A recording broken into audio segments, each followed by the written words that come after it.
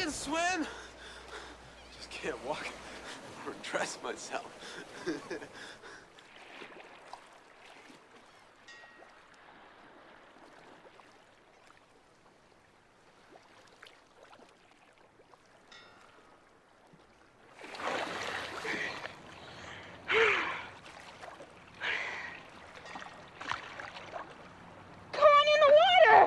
Take it easy. Take it easy.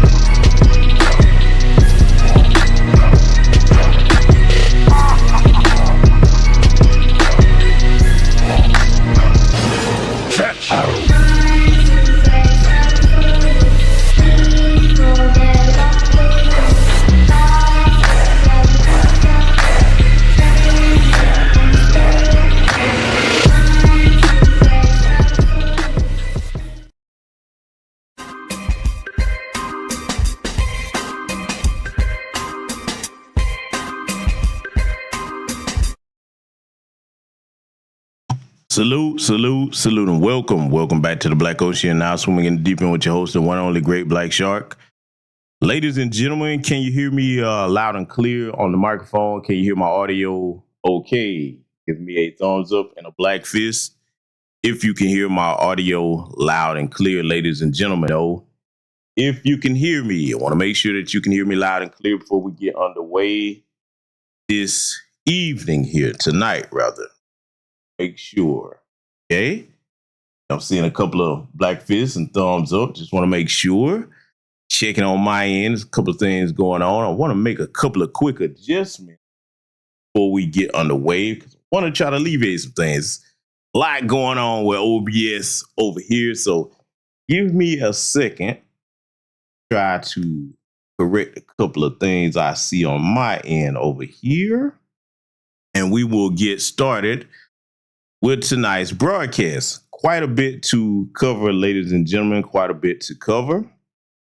But I would definitely like to let you all know that, yes, I am going to be speaking briefly tonight on the news that all of you should have heard there. And I'll tell you what I'm going to do, right? Because I want to make sure that when I say this or I speak on this, that I do it in the manner that it's supposed to be done in, okay, because it's quite serious. So I'm going to go ahead and play the sponsor. I wasn't going to play it, but I already had the broadcast set up.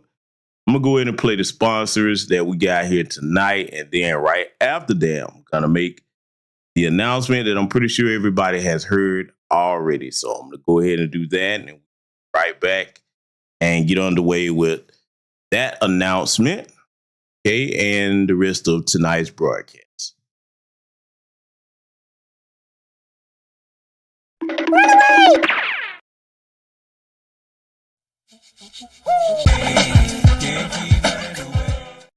I'll spell it for you. D-U-M-M. When you need a worldwide tide because you're trying to flee your homeland with no pride, you must make sure that you have the right Joppa clean sportswear of the year. Before you hop on that inner tube, you need the shoes that all tethers must choose. Yes, ladies and gentlemen, we're talking about the only pair that will get you there without a care. Flee, force, ones. You need these. Get running. Built from microfiber. Hand woven. Super light. Flexible. Strong and durable. Perfectly shaped. Waterproof.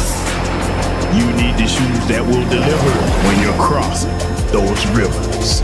Yes, you must get a pair of the greatest Joppa wear. Flee, force, ones.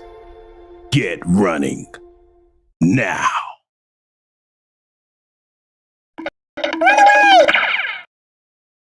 Adiós míos. Hoy, huele a migrant. Oh no. Adiós míos, baby. Adiós míos. I'm a sucker for fat bros and 5 niños. Hot sauce, sour cream on tacos. 50 coronas on Cinco de Mayo. 10 people hop out when I open car door. I wear dicky clothes, I used to wear Southport. Pay me under table, my cheese is nachos. Worker boots, my only zapatos. Cowboy boots when I'm stepping outdoors. Fuck you, motherfucker, I know Puerto Rico. Save a la fajita for my chico. Niños en mi casa, watching Rio. No driver's license cause I'm still illegal. Got to get dinero cause nothing is free though. I bet on Mexico soccer team, I need goal. Mi familia visit, that's like 50 people. Gringa knocking, looking through the peephole. I say, who is this? Call me a speak, son of a bitch. Chinga tu madre, motherfucker, you pinche bitch. Salsa con queso on tortilla chip. Chinga, mi cornel, indele, mame, ia. Who wants tacos tonight? Andele, mame, ia. If the grass high, was it there before night? Ia. Who wants tacos tonight? Andele, mame, ia. If you call ice, Jose leave before night.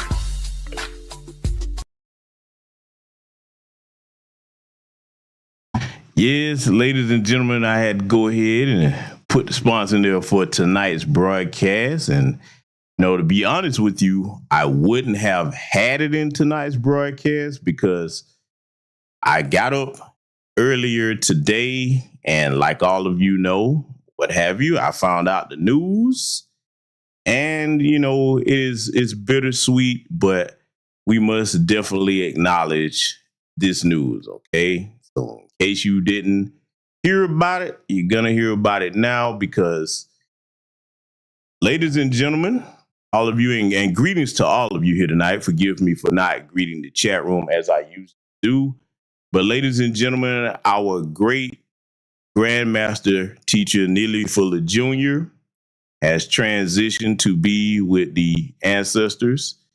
Okay, as you see, the elder was born October 6th, 1929, and he passed and transitioned on February the 1st of this year. Now, if you're a younger person or an older Black person that does not know who Neely Fuller Jr. was, let me tell you something. This man right here was one of our greats. He was a titan of wisdom and Black empowerment, and his name will go in the annals of history along with Dr. John Henry Clark, Yosef Ben Yakinen, Dr. Martin Luther King, Francis Cress Welsing, his mentee, okay, who he taught a lot of different things. They were great friends. His name, is going to go right down with the greats because his wisdom and the education that he has brought forward to Black minds has been life-saving beyond what words can express. I know for a fact what his work has meant to me and how it has helped shape my life and help me understand the system of white supremacy and dealing with certain things so that we're not as confused about it. Even if we grew up in the homes where our parents made sure we were in the know about things, the elder Neely Fuller Jr.'s work was so comprehensive and thorough that it added layers upon layers to the things that we had already been told by our parents, the things that we were never going to be taught in these schools and will never be taught in them folk schools, so to speak. And his wisdom was such that honorably, we often call him Dr. Neely Fuller Jr., even though he was not an actual doctor, but the man was a astounding scholar of his craft. And when you say the word elder, this is an example of who you should be trying to live up to the standard by. If you're going to say elder, he carried himself like an elder in the community. Okay. Just because you get older, it does not make you an elder. This elder really did live up to that title. Okay. Because that's an earned honorable title. So it's bittersweet because he has left us in the physical, but he is still here with us in the spiritual, and his work will live on through us. And those of us that will go on to continue to try to replace the system of white supremacy with a system of justice and produce equal justice for all of us, okay? So rest in power to Dr. Neely Fuller Jr., condolences to his family, and as you see, the man here, a mark of his greatness, and this is tantamount to the people that knew the man personally. I never got a chance to meet him personally or speak directly with him, but I want to read the quote here that you see on this graphic. Quote, it says, "No fanfare, no celebrating, just do something constructive." End quote, Dr. Neely Fuller Jr. Let me tell you something, man. That's the bar to strive for right there. The elder lived a very long life. He was in his 90s, and that tells you he had to be doing something right, as far as just living in his personal life. And I honestly believe, this is just what I believe personally, the real elders, God keeps his hand close around those and keep them here for as long as possible, because his life definitely had a purpose for our people, and he left an example that's going to live on for generations. So please do remember the elder Neely Fuller Jr.'s work. Please do get his works that he left behind, because I'm going to tell you right now, one of the things I always did anytime I came across a brother or sister that's not a foundational Black American freedman lineage, I would always tell them about his work, okay? Always. And there are continental African brothers and sisters, Caribbean brothers and sisters that can tell you that's what I'm always talking about. If I meet them for the first time, if they're new to this country, or if I go to their country and we get into conversation about literary works and just the state of the world, I'm always going to be putting people up on his work. That's one of the grandmaster teachers, that his work is life-saving and it's priceless. So we have to give honor to the elder. And I hope that all of you will take some time out to reflect on his legacy, because we will carry on his legacy. Those of us that are on code and actively trying to do things the right way for our people. So I had to go ahead and pay my respects to the elder. I'm definitely going to be speaking more, because the irony of it, the elder was called home in Black History Month, of all things. Now, you can take that for a grain of salt, whatever it's worth, but I do think that does mean something. So I want to say this also before we get underway here tonight, and salute to the good brother, Black Truth United, for the cash out. Thank you very much, my good brother. I want to say something about Black History Month, okay?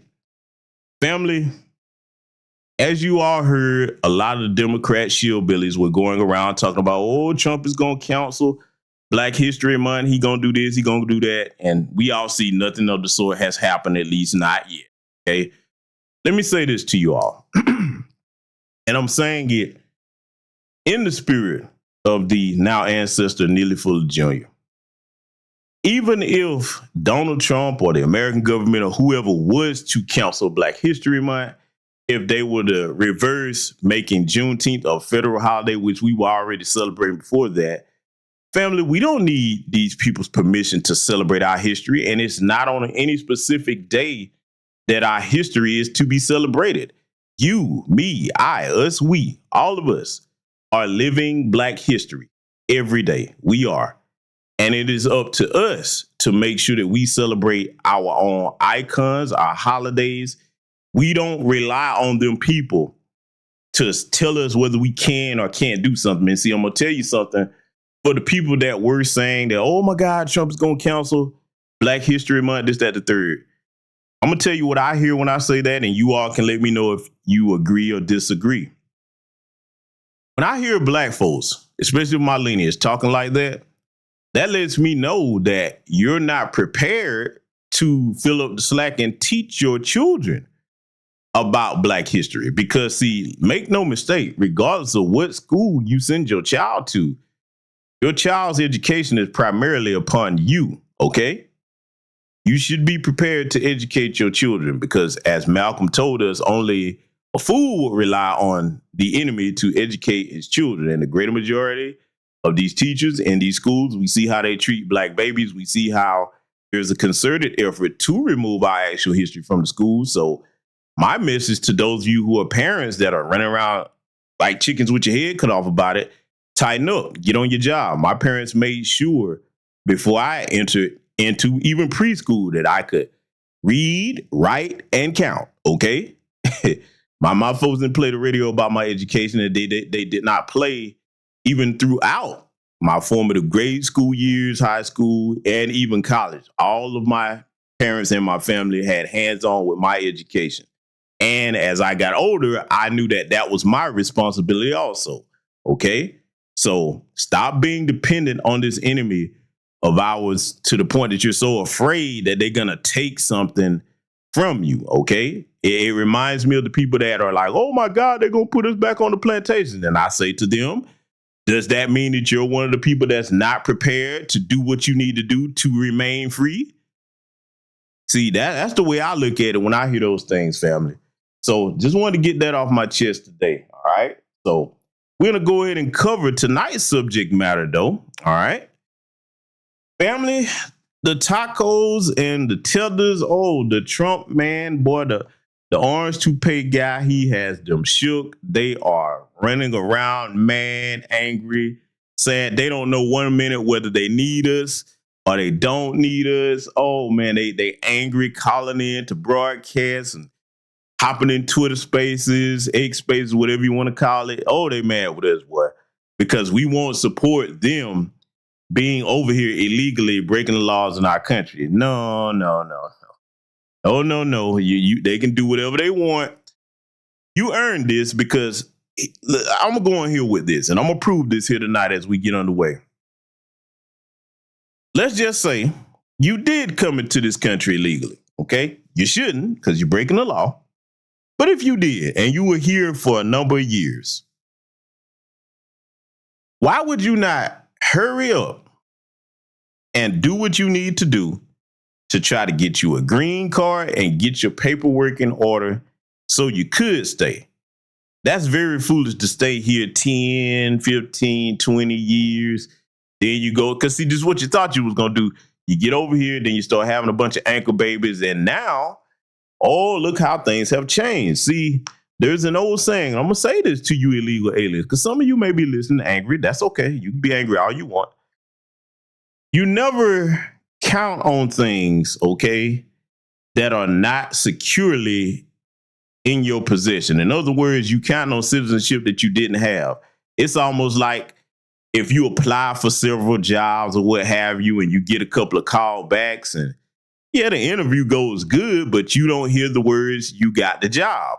Now, the way I was taught when it comes to that particular example, even if the interview goes well, my father and my uncles and grandfathers always taught me, they said, son, you don't have the job until you clock in. In other words, handle your business, and then you wouldn't be in this situation. You would have did things right the first go around. You would be all right with it, because family, whether you know it or not, a lot of the legal immigrants that came over here the right way and didn't get a whole bunch of handouts from government subsidies like Joe Biden giving all our tax dollars away to illegal aliens, they're pissed. They're like, hey, man, we didn't get all this stuff coming up here. We had to actually get it out the mud. You know what I'm saying? I mean, so yeah, they're angry about it. The community is split on that. So don't think that everybody that's, over here that's a legal immigrant is on board with having them come over here. It's actually quite split, and we're going to examine some of that here tonight. So just letting you all know what the gist of the broadcast is going to be. We're going to get underway with examining some of that, because we're going to cover a range of different subjects over here tonight. So brace yourself. Some of this right here is going to be unbelievable. Some of it you might have already seen, but I'm going to add some context to things from my point of view. And you all know that I tend to somewhat take a slightly different point of view to some people. No criticism to them, but I'm not going to mince words when it comes to dealing with these types of things. So with that said, family, we're going to go ahead and get underway. And before we do, salute to the good sister, Tina Collins, for the cash out. Thank you, my good sister, very much. I appreciate you. I appreciate your family. I'm probably going to get some type of little thing to show appreciation to the people that contribute to the broadcast or the platform. I appreciate you all very much. I try to be straightforward with stuff, you know what I'm saying? But, I'm going to make a couple of changes coming up here. Okay, so be looking out for those. But as far as tonight's concerned, we finna examine across the board the audacity of these people. Oh, they angry, but they better get ready to get these deportation tacos, as you've seen in the thumbnail. Yes, I know it's a very petty thumbnail, but these are very petty times that we're living in. So, who am I to not go along with times? That's it, family. We're going to get started analyzing a couple things. Let's get into this. We are fighting hard to get birthright citizenship or automatic citizenship for the children of illegal aliens. That's another way. It's automatic citizenship for children of illegal aliens. That's the other term that they use, which is actually more accurate, more understandable. And it's ridiculous. We're the only country that has it, and certainly the only country that has it to that extent. And it wasn't meant, if you look, it was really meant for children of slaves. This is when it happened. The children of slaves, it was not meant for everyone to come into our country by airplane or charging across the borders from all over the world and think they're going to become citizens. It's not meant for that. It wasn't meant for that. And hopefully at some point the courts will understand that without having to go through a whole big deal. This was meant for the children of slaves. And look at the timing of it and you'll see. And I hope judges will understand that. And it has to stop, because it's really hurting our country very badly. Lately, I have seen a lot of All right, so you heard the orange man, and I played that at the beginning here for a reason, because dealing with the 14th Amendment, families, so many of them are angry. They think they are entitled to come here illegally and have their babies over here and just take advantage of something. As you heard Donald Trump, President Donald Trump, say it was meant for those of us who are foundational Black American freedmen. He said children of slaves, but don't worry, we are going to get that corrected in the lexicon. Now, of course, we know the Democrats are not going to cooperate with us regarding that, but that's okay. That's okay. Democrats got some more crashing and burning to do, and that's fine. We don't mind teaching these lessons to the Democrats, but as far as dealing with the Republicans, let me go ahead and say this. For those of that are you that are new here, just in case you don't know it or you haven't read the bio section of my channel, all of you that are long-time subscribers, you know this about me. I'm neither Democrat nor Republican. I'm neither liberal nor conservative, okay? I'm not. My loyalty is to my people, foundational Black American freedmen, and on code, non-LBA brothers and sisters. That's where my allegiance lies. To me, I don't care what politician it is, Joe Biden, Donald Trump, they're nothing but tools, a means to an end to get things done. For me, it's not personal. I don't revere them. I don't idolize them in any way, shape, form, or fashion. I'm a policy man, and if you had to pin down what my political position is, here it is for those that are new to the channel in case you might be confused. I'm politically independent, but if you had to say, okay, well, where do your views lie? I'm more center right on a lot of my beliefs and a lot of my issues that, you know what I'm saying, when it comes to politics, that's where I fall down the line. I'm center right on a lot of things, okay?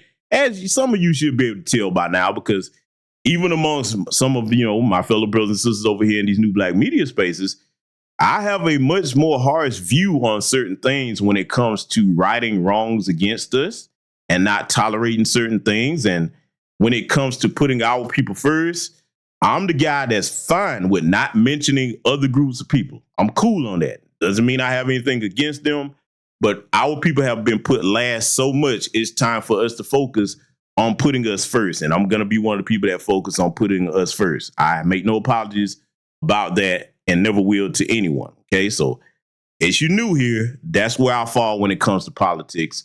But see, family, when it comes to this 14th Amendment thing, oh, they're angry about it, man, because now, you know, Donald Trump, you see, he signed executive orders where he's changing it, not getting rid of it. He's changing that loophole where they can just come over here, have a kid, and it's an American citizen, and they get stay. No, hell no.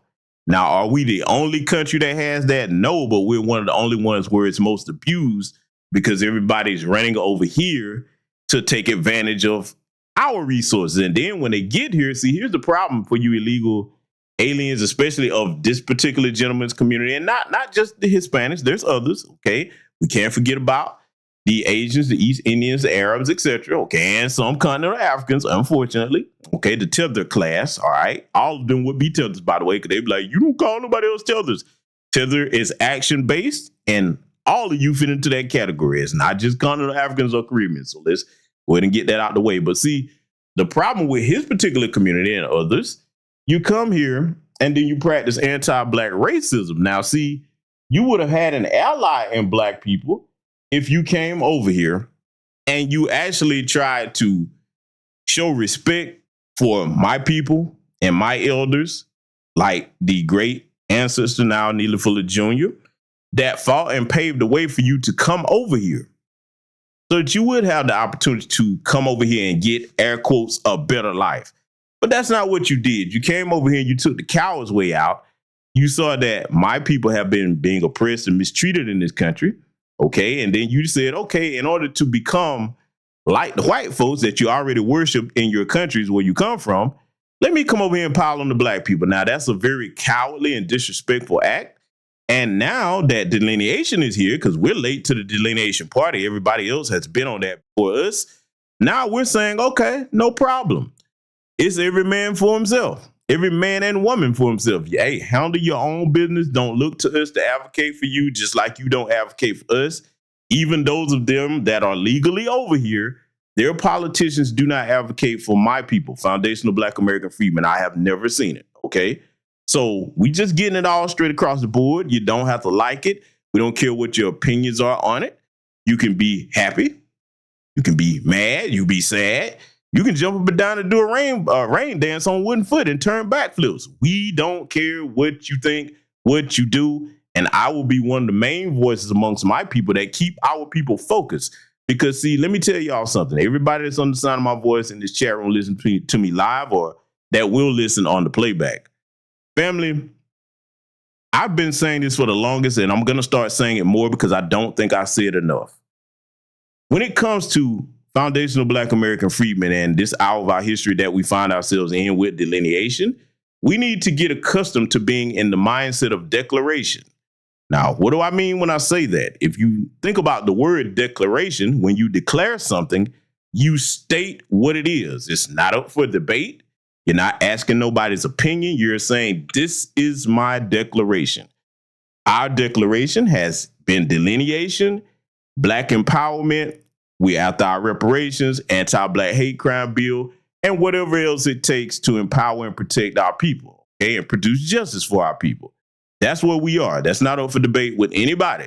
So I'm of the mind that when a lot of people get to having these ping pong ball matches back and forth with people, and yes, there is value in discourse with them at some time if you use them to teach a lesson. But outside of that, you know me, I'm not finna arguing back and forth with these people about what I've made up my mind as in the best interest of my people.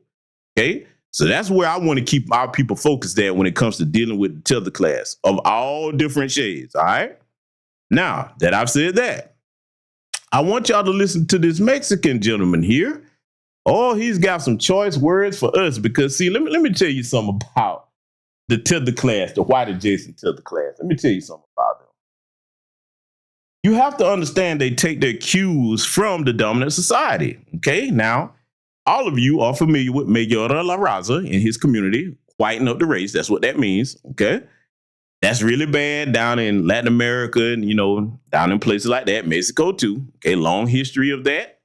I've shown you many examples over the years of that. So when you seek to emulate your oppressor class, you're very defeated because you're not genetically Caucasian. You're not at all.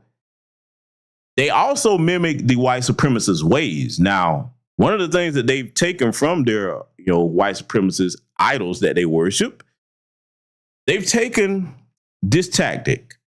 If I can't make you do what I want by tricking you, okay, you see my con game, not falling for it. I can't trick you, then now I'm going to shame you. I'm going to browbeat you. I'm going to talk about you. And if I do this long enough, you will submit and just lay down and be a doormat for me. Because, see, this is what these people think we are. They think we're supposed to be their stepping stones. Now, here's the part that's going to be a harsh pill to swallow before I let this man speak here. But I'm saying this for a reason. We have to analyze the truth of things, all right? And a part of the truth of things is when these people can come into our communities and set up businesses that we can't set up without going through a lot of hardship and red tape. And if we do set them up, they're sabotaged. We come and spend our money with them a lot of times. They're disrespectful to us. They tend to look at us as like, oh, look at you. You ain't worth respecting. You got to come over here and spend your money with me anyway. And then, not to mention the hard-headed class, when we do get on code and say, okay, you've been disrespectful to the community. Ain't nobody going to do business with you. You have the off-code goofballs in the community. I don't care. He did that to me. I'm going to go in there anyway. Okay? They tend to judge all of us by them. Well, it's a brand new Black First Day. Oh, yes, it is. Because, see, now our people are getting more and more on code. And let me tell you what really scares them before I let this man speak here. Okay? And I use the term man loosely. Family, what scares the hell out of them, it would be one thing if it was just one particular generation that had this sentiment, okay? Namely, Generation X, since we're the eldest of the modern generations. Oh, it's not just us. Ooh, no. We have what I've been calling generational lineage synergy. Yes, we do. Generational lineage synergy. It's Gen X, it's millennials, it's Gen Z. Family, I am so proud of us. I am blessed and honored to be alive at this time in our history to see this because, see, let me tell you something. Make no mistake, we have a very unique opportunity in everything that's happening in this country right now to actually be more on code than we've ever been across generations. Gen X must have respect for millennials and Gen Z, and hopefully millennials and Gen Z have respect for one another. We should all have respect for each other and work with each other across generations. And let me talk specifically to my generation, Generation X. I'm going to say this to y'all again. I'm going to say it because, see, I'm going to be one of the main people that you hear during my time here to remind my own generation. We always talked about how the boomers were off code to a large degree. Not all, but y'all know who you are, those of you that are, okay? A lot of you are Democrat shillbillies, etc. We always talk about that. It's our job to make sure that we don't turn out like those off-code boomers. If you a Gen X and you listening to this, damn it, we got to get this right towards the younger ones, the millennials and Gen Z. Okay, we got to get this right. We must be there to guide them if they need it, teach them, help them with resources, connections. We should be a stepping stone to lift them up. They're the future. The elders of any community are not its future. We are the past of our society. Doesn't mean that our role isn't valuable, but we should always be thinking in minds and in terms of what can we do to smooth the way ahead for the younger people, okay? Now, if you a Gen X and you got a problem with anything I just said, you part of the problem. You part of the problem, and younger people are going to recognize you for that, and you will not be due any respect because you only get what you give. See, I'm of the mindset that I take the lessons that I learned from dealing with off-code boomers over the years, coming up as a child, etc. I took those lessons and said, okay, when it's my turn up at bat, I'm going to make sure I do the opposite of that, okay? I'm always looking to do the opposite of that. This is why you often hear when younger people address me, young men and women, they do so with respect and they call me an elder, even though I'm nowhere near. I'm not even in my 50s yet, okay? So I have to tell them, I'm like, hey, I appreciate you, brother, sister, but an elder is an earned title. I appreciate that sentiment, but I got a lot more work to put in before I could even accept that title. But I do recognize that they're acknowledging me with respect because I give them respect. I don't talk down to young people. Okay, now I'll check you if you get out of pocket and you get disrespecting our icons and grandmaster teachers, or you come sideways. You know, I still got a little petty in me, but for the most part, every younger person that's ever dealt with me over the years will tell you that I'm always trying to help them. If I don't have the answer they're seeking, I'm going to try to get it to them or get them in contact with somebody that can help them or give them a resource that they can get the information themselves and learn more about it than I may know. Okay. So that's what our role is, Gen X, is we can't let these young people down, man, because they're going to need us. Okay. They're going to need us. So I want to say one final word to my demographic, Gen X. Damn it. If you won't help the young people, if you got some kind of bug in your ass about the way they talk, the way they dress, picking at every flaw they have or whatever, finding fault with them as if we wasn't young once upon a time ourselves. Well, let me ask this of you. If you're not going to help them, then do them no harm. Just leave them alone. Stay out their way, okay? That's the least you can do. If you're not going to help them, don't actively try to hinder them or harm them, okay? Because if I catch you doing it, I'm going to call your ass out every chance I get, all right? That's my message to my demographic. And like I said, I'm proud of us, but I'll tell you somebody that's not proud of us. This little peanut head, Hector right here. Hector is pissed off, family. Oh, Hector is mad. I want to let Hector talk to y'all for a minute. Then we're going to come back and analyze some things about what Hector's saying. Videos of black people making fun of Mexicans for what's happening right now with Mexican people. I have also seen black people make videos talking about Mexicans. Don't come to us for help because we're not helping. First of all, Mexicans are not alone. They have Honduran people, they have Salvadorian people, they have Guatemalan people, they have Nicaraguan people, and a whole bunch of other countries that are willing to join forces with the Mexican people. Hold on, family. I can't. I can't. I got to do this. I wasn't going to do it, but he just reminded me of a song. Family, can I share the song that he reminded me of when he was talking? Because, you know, he said Mexicans are not alone. He said there's people not. You are not alone. I am here with you. That's what I heard when he said it. Oh boy, if I would have been thinking, because that shit just came to me right there. If I would have been thinking, I would have had that queued up in the background to play on his ass. See, I keep telling y'all, man, look, help me out, y'all. It's still early in 2025. We got to cure my pity, okay? Because see, I would have really put that shit in there had I not had other things on my mind. But I'm just saying, put that in your mind. Listen to Michael Jackson's You Are Not Alone while he's talking, okay? Since I didn't cue this up. I'm just saying, okay? Because he wants us to know they got friends now. They don't need us. Let's let him continue. Black people, what makes you think that Mexicans are going to come running to y'all for help? What for? Y'all black people can't even help yourselves. That's wild. Mexican people are hardworking people. Mexican people stick together. They make it work. That's the total opposite of a black person. You want to call me racist? Go right ahead. I'm just keeping it real. Like I said, Mexican people are not alone. They have all of us. What makes you think that a Mexican will say, oh, okay, well, we have the blacks. Let's go to them. Come on now. Y'all don't even trust each other. What makes you think that a Mexican will trust you if you don't even trust your brother? Get your popcorn ready and watch how Mexicans make this work. One thing. Well, damn. Woo. Damn, family. He told us, didn't he? Oh, shit. Question. Family. Oh, he got us told, boy. That was quite... Give it up for Hector, ladies and gentlemen. Give it up for Hector.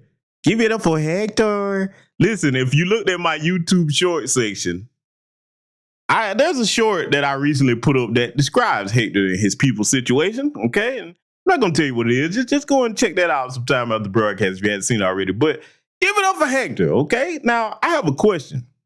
Do y'all have your popcorn? Because I've got mine. I've got different types of popcorn over here on deck. And he told me to get it ready. Okay, now let's deal with a couple things old Hector told us.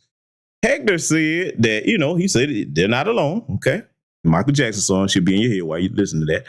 And okay, not only are they not alone, he said that, they come together and, they figure it out, they work it out, they work hard. Okay, well, Hector, buddy, cabron, okay? Holmes, what you got to worry about then? My friend, you gonna be just fine, because it sounds like to me that you're trying to convince yourself. You're not trying to convince us of all these things, okay? Because, see, a confident person doesn't need to tell other people how great they are. A confident person just show and prove. What you talking to us for? You got work to do, don't you? Family, I hope you saw straight through that. That's fear. I know fear when I hear it. He know that they coming to check them papers and he probably ain't got his stuff right. Because, see, family, Hector said a couple of things here. He lying through his teeth. First of all Hispanics don't stick together. They don't even really like that term to be referred to them because, okay, some Mexicans don't get along with Venezuelans. Some Mexicans don't get along with Mexicans in their own group. Look at the Oaxacan Mexicans, the darker skinned ones. Okay, the darker you are down in that country, the worse you're going to get treated. Same thing in Latin America, okay? It's all the same. They worship that lighter or white skin, okay? So let's just go ahead and put that out there. You don't have terms like mayoral or la raza for no reason at all, okay? Then on top of that, okay, they don't get along with other, groups of Hispanic people. So all this sticking together, no, we really the only demographic of people over here, foundational Black American freedmen, that do stick together. Yes, we have our differences, but we'll put them to the side quick and come together. And see, here's the thing. Even in a general sense, if you take a brother, let's just say use my state, Georgia. If I go somewhere, I go to California, Chicago, Philly, Louisiana, Texas, New York, wherever I go, all right? I can get along with my people. My people ain't looking at me, oh, man, you from Georgia. Now we'll talk trash about each other. We might talk about each other's accents or culture, but that's all a part of roasting. It ain't no hatred. We don't have no tribal beef from, okay, if you come from this state, I got a problem with you. Nah, man, we not. Those of us that are foundation of Black Americans don't. Now, you goofy tethers might be on something like that because you keep your tribalism with you, but that's not us, okay? So Hector, you know, I mean, he asked another question, family. He said that why would his people want to come to the blacks? Okay, that's because, you know, a Latino, he said the blacks. Why would my people come to the blacks when you don't even trust each other? Well, Hector, let me tell you something, buddy. Little giblet. Pull up a chair. Let me holler at you, Hector. Hector, the thing is, you've been doing it. This is why we say these things, because family, watch this. You know me. I hit you with nothing but the truth and I make it stick. You know, when I make a case for something, it's hard to argue with me. You can do it, but you'll have a hard time looking like anything other than a jackass. Who's been the main one anytime we talk about doing things just for Black folks? Hey, wait, hold up, brothers. That's divisive. We in this together. The Black and the brown. Huh? Who the main one that keeps saying that, family? Black and brown. I mean, so according to all the things that he's saying, you know, you would think that there's no such thing as that black and brown phrase. If his people were so self-sufficient, they were so independent, oh, they were just kicking ass and taking names, getting stuff done without us. They look, anytime that we're mentioned, they always, what about the brown? Yeah, come on now, am I lying, family? Am I making that up? Am I making that up? Do not the Latinos, okay? Because those are the Hispanics that tell the lies. If that's not you, you're not a Latino, okay? I coined that term, by the way. You all saw it and seen it. But, you know, you always try to push the black and brown. But see, let me tell you something. Let me tell you why my people have a problem with that. We would be fine with that if we saw you reciprocate the work that we put in. See, let me tell you how black and brown is supposed to look if the concept existed, which it does not at current time. If it did exist, it would look like this. Just like our politicians have advocated for your people, too many to name, whether we agree or disagree with a lot of things they've done. We need to see your politicians and activists advocating for our issues. Why is it that the Hispanic caucus, oh yeah, I'm going there. Why is it that the Hispanic caucus hadn't said, hey, listen, we always say black and brown. Why y'all not trying to give foundational Black American freedmen their reparations? These are the people whose elders and ancestors paved the way for us to come here. They fought for us to have rights when we didn't have any. And they've shared things with us, their resources in their communities, because that's where a lot of them come to. When they didn't have much, hey, no, we can't treat them like this. So whatever you do to them, we're going to stand with them. It's black and brown. Now, look, if that's what we saw, you wouldn't have an argument for me. I wouldn't say anything against black and brown at all, because there is no black and brown unity, because you're not reciprocating in equal measure. They think black and brown is a parasitic relationship. That's what they think it is. Okay? So Hector, buddy, you making TikTok videos, I suggest you get them papers in order if you got them. And look, don't go trying to marry nobody, because you know they all scrambling. Look, let me tell you something. See, you Dusty Simps, let me talk to you. You Dusty Simps, look, Esmeralda's going to be throwing that little tainted taco snatch at you. She's going to be trying to do everything she can to stay over here. Don't get caught up. Tom Homan ain't playing. He's going to ship you up out of here. Okay, I'm telling you now. And look, let me talk to some of you heifers, okay, that just love to jump on winches of Craftington, because y'all go after no Hispanic zaddy if you can't get real zaddy. Don't you mess around and try to marry one of these Hectors up here. You know what I'm saying? Because, you know, I'll tell you something, Hector like to whoop ass now. Hector whoop ass on his women. Okay, so, I mean, you know, I'm just saying, you going to get a whooped ass and you might get deported with him. I'm just saying, you know, you might get caught up. You know what I'm saying? They might kind of think that you one of them. You know what I'm saying? Your ass get accidentally shipped up out of here. Okay, I'm being facetious on that. That's not going to happen. But you could face still penalties and get your ass locked up. Okay, Tom Homan and them ain't playing. And see, I suspect, mark my words, that if Brandon Johnson and the rest of these jackasses keep talking about opposing ICE, they're going to find out exactly how serious Tom Homan is about doing his job, all right? And further, before we play this next gentleman here who wants to talk to us, all right? Because I got some words for him too. Family, if you remember my Patreon, you know what I'm about to say. And a lot of you probably saw the tweet that I put up. You probably were wondering, GBS, what the hell did you mean? And y'all gonna recognize the tweet that I'm talking about when I say this. What the hell did you mean that there's a whole bunch of 600 series rooms across the country that's gonna make ICE's job easy for all these goofy illegal aliens? Because I know a lot of them had to be illegal. That's running around with Mexican flags. Someone was here in Atlanta, some was in California, all over the country. They protesting to tell us that they're not going to leave the country and they came over here legally. The audacity, okay? The taco audacity. Yes, that's right. I made a new word, taco audacity. This is what I mean by that. Y'all already know if you're on Patreon. Let me tell you something about a little room, one of many, okay? But the first of its kind, room 641A, okay? Now, you all know that technology is my wheelhouse, okay? I don't need to go into my background as far as what I used to do. All of you should be up to speed on that. But room 641A, the first of its kind, okay, and there's several, that's heavily connected to warrantless surveillance on a mass level. Not just your internet traffic. We're talking about all forms of communication, okay? And that includes your cameras. With facial recognition technology, you goofy illegal aliens are making it easy. I'm telling you, look, let me talk to you for a minute, because I'm going to throw you a free one. Some people are going to be mad at me for telling you this, but I'm just going to state the obvious here. Watch how fast these numbers start to go up. The more that they do these protests, you got to be the dumbest illegal alien on earth.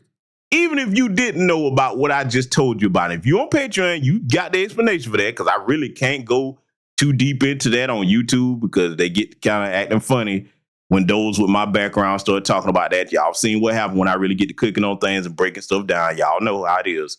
But you'll see it if you're on my Patreon. But to you goofy illegal aliens, even if you didn't know anything about what I just talked about, let me tell you something. This is one of the most surveilled countries on the planet. So just off the strength that cameras are everywhere, you would think that, hey, you know what? Maybe I ought to kind of lay low and see if I can kind of get my paperwork in order. So if I really want to stay here, you know what I'm saying? Let me just kind of chill on out, man, and see who I can talk to, kind of buy myself a little time. No. You jump your ass out here in my country, you disrespectful bastard, and wave your Mexican flag here. I ain't gonna lie, y'all. That pisses me off. I'm gonna tell you right now. You want to piss a veteran off, do that shit. Nah, man. You over here illegally. Look, how you gonna swing a flag for a country that you don't want to go back to in a country that you say you want to stay in? Wouldn't it have make more sense to be out there with the American flag saying, hey, we just as American as you, we deserve to be a part of America? Oh, no, you ain't doing that. Then you add insult to injury. And a lot of people ain't going to like when I say this, but I'm going to explain why for the younger people that may not know, or any older person that might be ignorant of what I'm about to say. I ain't cool on seeing that American flag be burned either. And it's not for the reason that you think. It's not just because of my prior background. I don't like seeing you burn the American flag because a little black girl, Grace Wishes, sold that flag. That's right. A black girl, foundational Black American Freedmen girl, Grace Wishes sold that flag. I don't want to see you burning my country's flag. Hell no. Go burn your own flag in your own country, but you know not to do that. So yeah, that pissed me off. But that's cool though. I'm good on it because see, I already know what's finna happen with these numbers. Let me tell you something. Keep your eye on that ICE website and them numbers. Just keep your eye. You'll be like, damn, GBS, you called it. Them numbers finna spike. Let me talk to you briefly about this facial recognition technology. And I've already told y'all about geofencing, how that works with your cell phones and your laptops and even your cars. Yes, that's right. Even your cars today, the newer ones. Family, do you know how easy it is for the NSA and other agencies, okay, over here, and I don't want to name too many of them, to find you today if they really want to? See, in other words, let me go ahead and just be blunt with this, all right? I'm going to try to squeeze this in because, they'll start messing with things if I start breaking stuff down specifics. Might have to take the time to do that on Patreon, but y'all know where I'm going. Basically, what they finna do to get these illegal aliens out of here, all the surveillance that they have set up in place to monitor black people, they finna start shifting gears now to use that to get them. Oh yeah, trust me. They finna do it. They finna do it. They finna do it. Watch what I tell you. The numbers finna spike. Let me tell you something. How many of you are familiar that have been over here on my channel or on my Patreon? How many of you are familiar with the hailstorm system? How many of you know what that is? I'm gonna ask one more time. How many of y'all are familiar with the hailstorm system? Just like, you know, the ice storm, hailstorm. How many of y'all familiar with that? Have y'all heard me speak about that before? Some of y'all should already know what that is. Especially if you're on my Patreon. Y'all heard me talk about that, right? Yeah. My brother Black Truth United said he is. Okay. All right. Yeah. See, that hailstorm system alone, let me tell you something. I don't care what kind of phone you got. I know everybody like, well, just don't have a smartphone. That ain't gonna save you. That ain't gonna save you. If you got any type of phone and you using it here, oh, they're gonna find you with that. The hailstorm systems are hidden right in plain sight in every American city. Okay? So if you the type of person that like to talk stupid on the phone about what you're gonna do, this, that, the third, don't be surprised when people pull right up where you at. Okay? And that's what's gonna happen with a lot of you illegal aliens. Look, you better learn how to communicate by smoke signal or a paper cup and a string or something, man. You better get creative. You know what I mean? You better start trying to figure out other ways of communication, because I'm telling you, man, y'all making it easy to pick you up. Okay? So keep on doing your little protesting out here, disrespecting our country, burning our flag and waving your little flag. I'm like, boy, how stupid can you be? You may as well put a damn sign on your head. I illegal right here, Mr. Homan.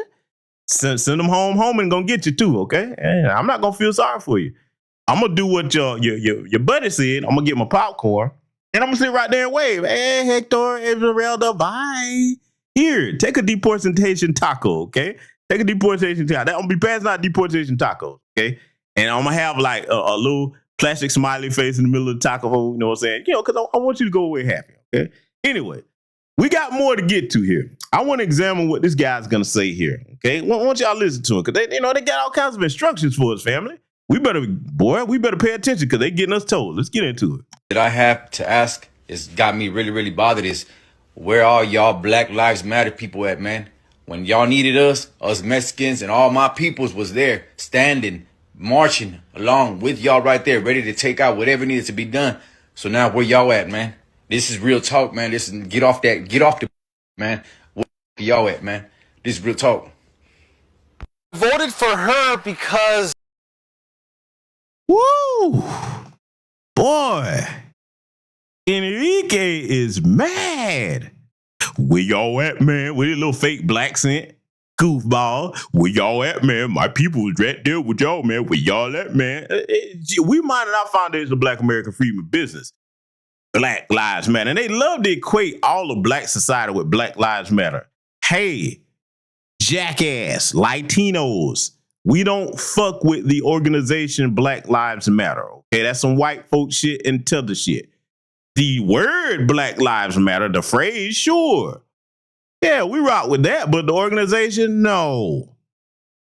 See, that's how you can tell who he's been spending his time around, because that's what you hear white folks saying. Anytime they get ready to address Black people, Black Lives Matter. Dumbasses. But see, Enrique, let me talk to you. Okay? Enrique, por favor. I'm here, senor. Enrique, my people don't owe you anything at all, okay?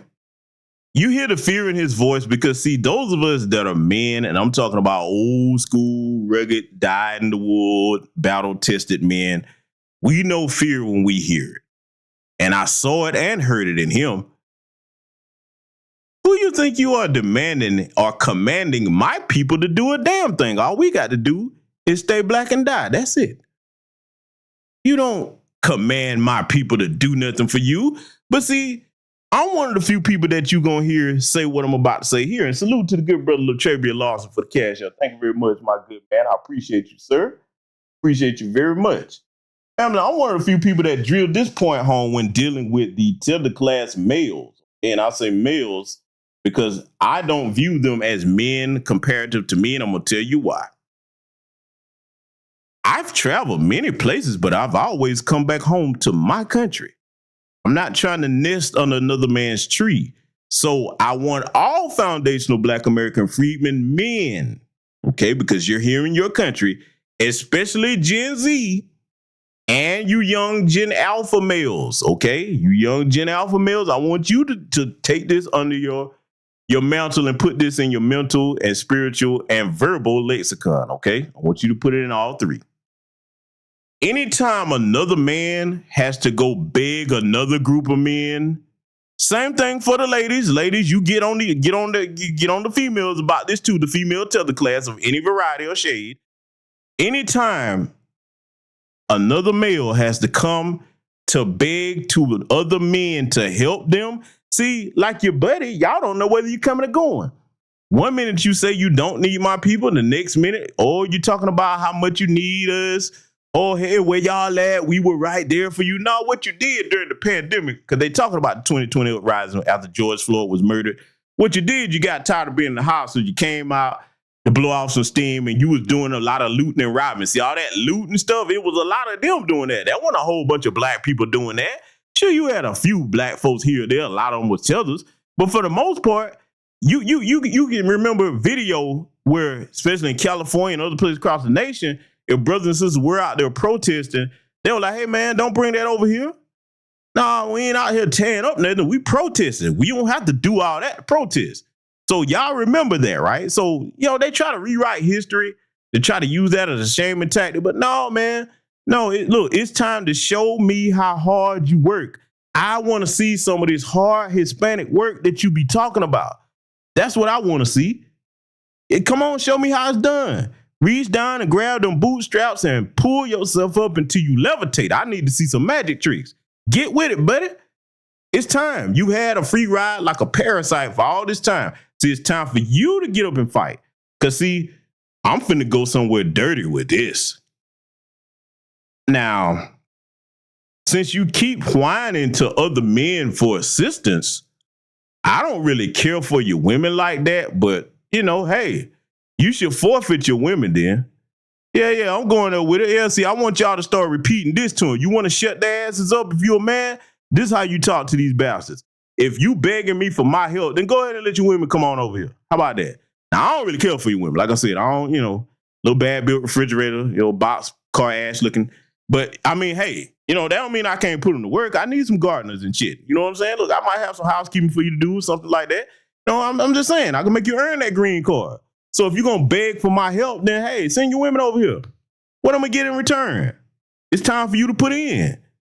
You've been getting a free, yeah, I'm going here, family. No, it need to be said. I'm tired of playing with these people, man. Begging and threatening us to help you. So, motherfucker, if we don't help you, what you going to do? What you going to do other than get your ass deported and talk crazy on the way out the door? Huh? Let me tell you something. While you was over here siding with the white supremacists, and many of them have, and if you're a Hispanic person and that doesn't include you, I'm not talking about you. Not talking about you. I'm talking about your brethren that have done that. If you one of them, hey, man, what do I owe you? Because, see, let's be clear. If this was the other way around and we was in their situation, do you think these people would be jumping up talking about, hey, you're not going to do this to them Black people. I'm not going to let you do it. How many of y'all think that they would be jumping up saying, hey, leave these Black people alone, man. We respect them. We love them. These are our brothers and sisters. We need them here. We going to stand in front of you. We ain't going to help you. We going to hide them. We going to help them. You know what I'm saying? Now, how many of y'all think that they would be doing that? Or do you think they'd be like, oh, finally, they got rid of the niggers. Oh, yes, I've been waiting on these. Yeah, no more money for you. Well, now no more money for you has turned into no more country for you. Oh, yeah, no more America for you. You going home, buddy. It's time to go home, baby. It's time, okay? So now, family, now that I've gotten that one straight, okay, because I told you they getting bold with these threats. I want you to hear the other half of it, because they all over the place with their views on this. I just want to show you how disorganized they are, all right? I want you to hear from Gerardo Garcia, okay? Gerardo, he's got some things to tell us. I want you to hear what Mr. Gerardo has to say here. Let's let him talk.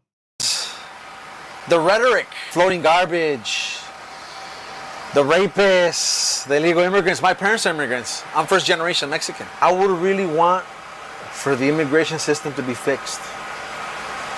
That is what touches my heart. Because I come from immigrants. This is the land of the immigrants. We built this country, man. I'll tell you this. Oh, did you hear Gerardo Garcia? Did you hear him, family? Did you hear Gerardo Garcia? Gerardo, let me talk to you. See, that's the bullshit we talking about right there. Let me run down the line on what you just heard Gerardo say, okay? Gerardo, this whole poking your chest out, I'm a first generation this or that. If it was me and I wasn't in my homeland, I wouldn't look at that as a badge of honor. See, when you say the 4-letter word home, that's supposed to be attached to memories. That's supposed to be attached to pride. That's supposed to be attached to legacy, birthright, honor, tradition, things of that nature, huh? Your soul is supposed to be in the land under your feet that you were born in, okay? Your people's ancestral home is what I'm saying, huh? For you to come somewhere else, I'm a first generation, this, that, the third. I'm like, the way I look at it, that ain't really nothing to be jumping up and down and be proud of. You're not where your people are from.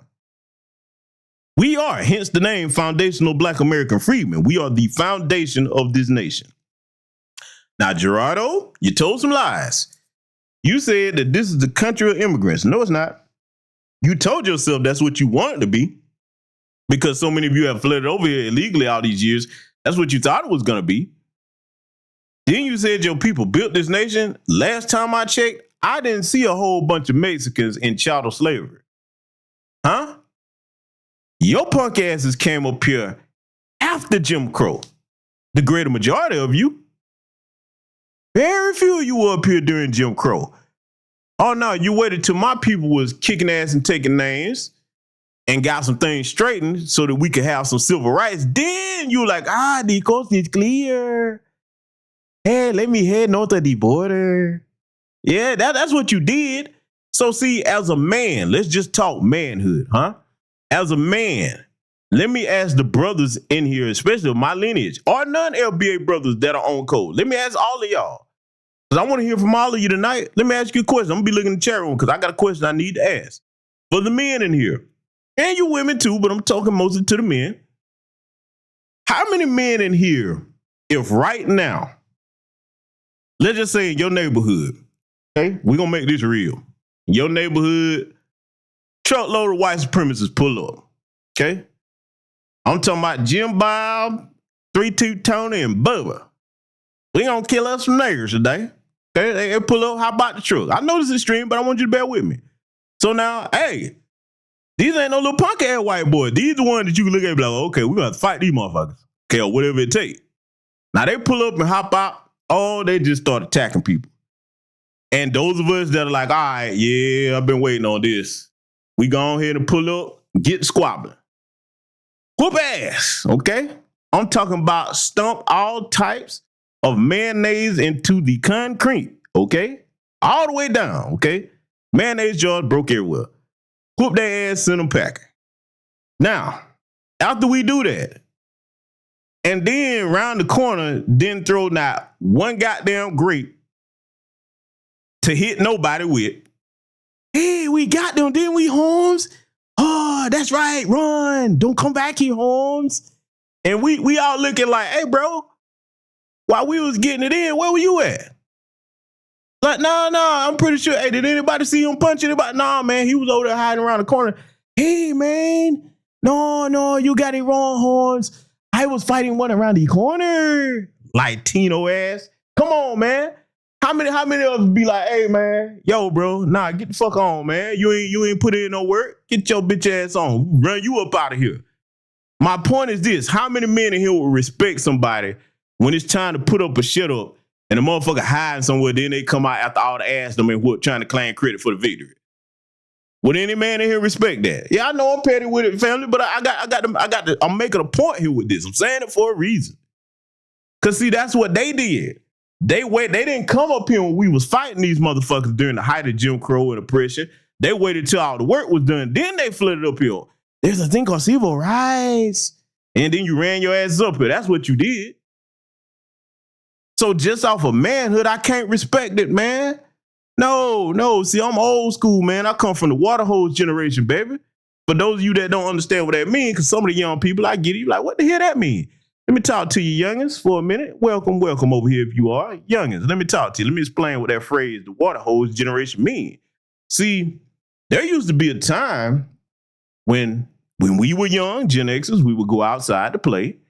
And, hey, we would get up and play from can't see to can't see. Basically, early in the morning before you could see, all the way at night till you couldn't see, okay?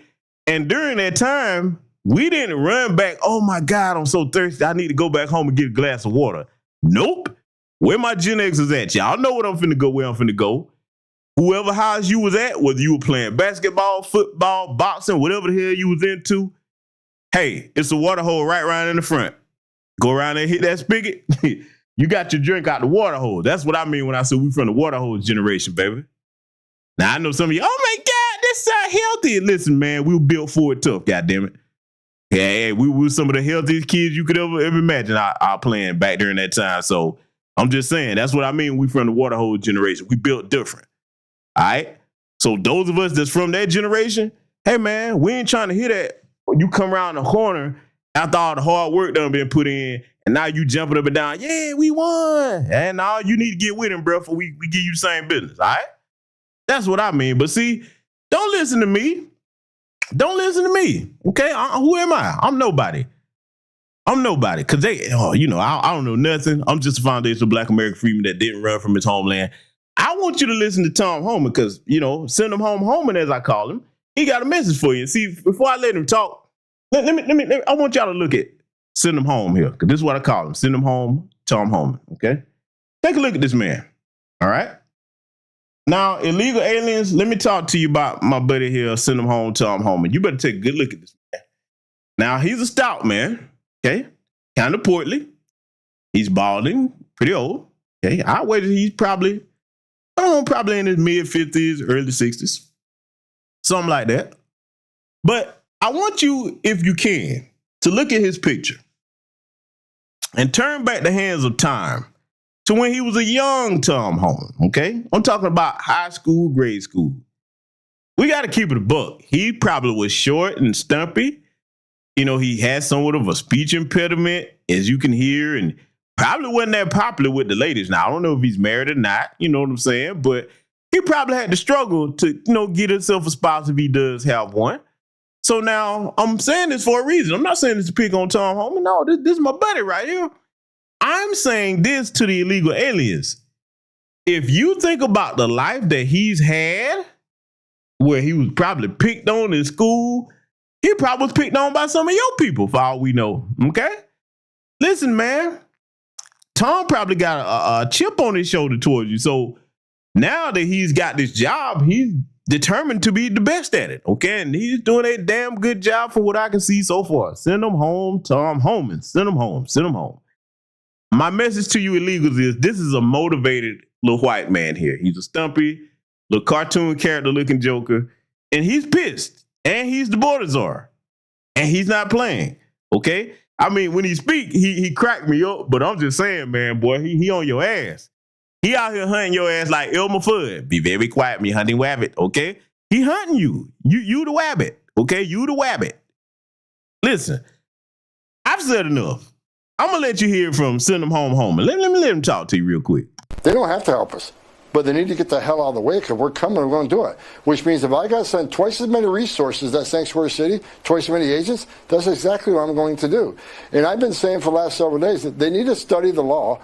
They cannot help, but don't impede us and don't cross certain lines. There's a statute under Title 8 United States Code 1324 that talks about harboring and concealing an illegal alien. Knowingly harboring and concealing an illegal alien from ICE. They need to read that statute and become familiar with it, because if they cross that line, there will be consequences. So, look, we're prepared to take action, but I hope they come to the table and realize we are prioritizing the worst of the worst first. Help us do that. Help Help yourself, make your community safer. That's what you're supposed to be doing. Yeah. Yep. You heard old Send Them Home? Old Send Them Home got all the statutes and codes memorized. Let me tell you something, illegal aliens. When you get you one of the white men that memorize all the United States title codes and can recite them like that, that motherfucker is serious. You hear me? Listen, he probably walk around you and be like, hey, yo, Tom, what section so-and-so of the code said? You know, he probably can recite that shit chapter verse. You probably play a game with it. Hey, Tom, I bet you can't tell me what Title 3, chapter paragraph 12 is that. Oh, blah, blah, blah, blah. Run that shit down, okay? I'm telling you, this ain't the one to play with, okay? Him and his little speech impediment is coming. He on your ass. So, like you said, you told me to get my popcorn. I've got it. Look, I'm going to mix different kinds of popcorn in a big-ass bucket. And I'm going to sit there just like Michael Jackson in the Thriller video. I'm going to be eating popcorn looking at you. You're going up out of here, okay? Now, I'm going to be actually doing a lot more than that because... Well, I'll just say this, family. I'm making sure I do my part to secure our nation. I will leave it at that. And those of you that know me very well, you know exactly what I mean by that. But nonetheless, send him home, tell him home, and he on the job. You need to be worried about him, okay? It's not me. You see why you wasting your time making TikTok videos and parading around in the streets with your Mexican flags. By the way, please keep doing that. Please do keep doing that. You making certain people's jobs so much easier. Please keep doing that. Why you threatening black people, talking about where we at? Listen, I'll tell you where I'm going to be.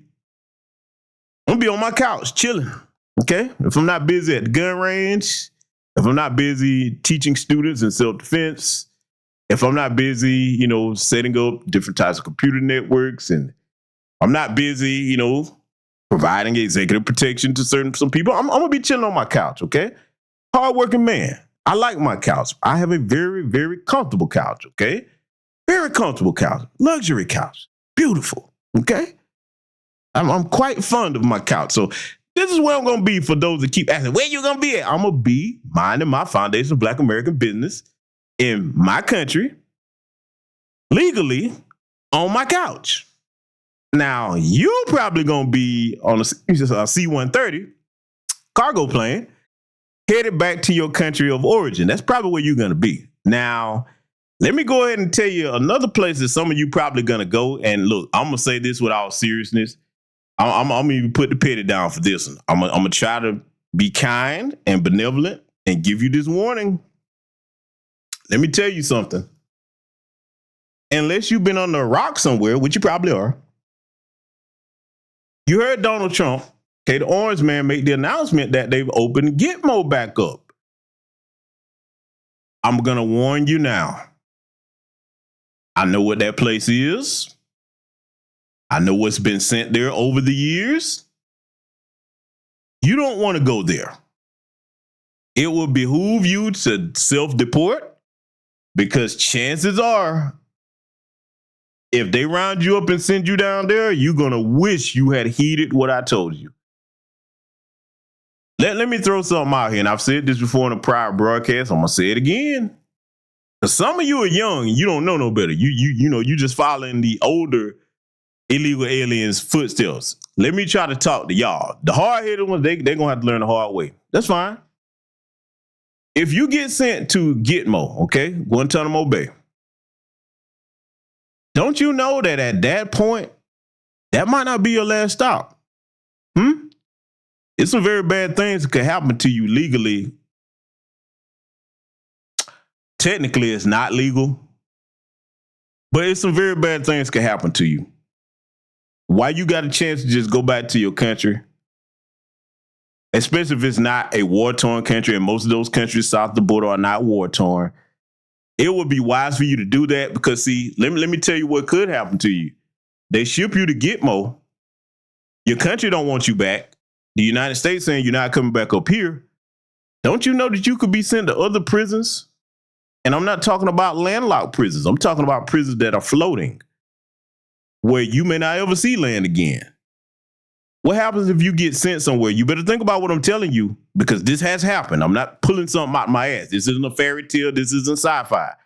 What happens if you get sent somewhere where certain experiments need to be conducted?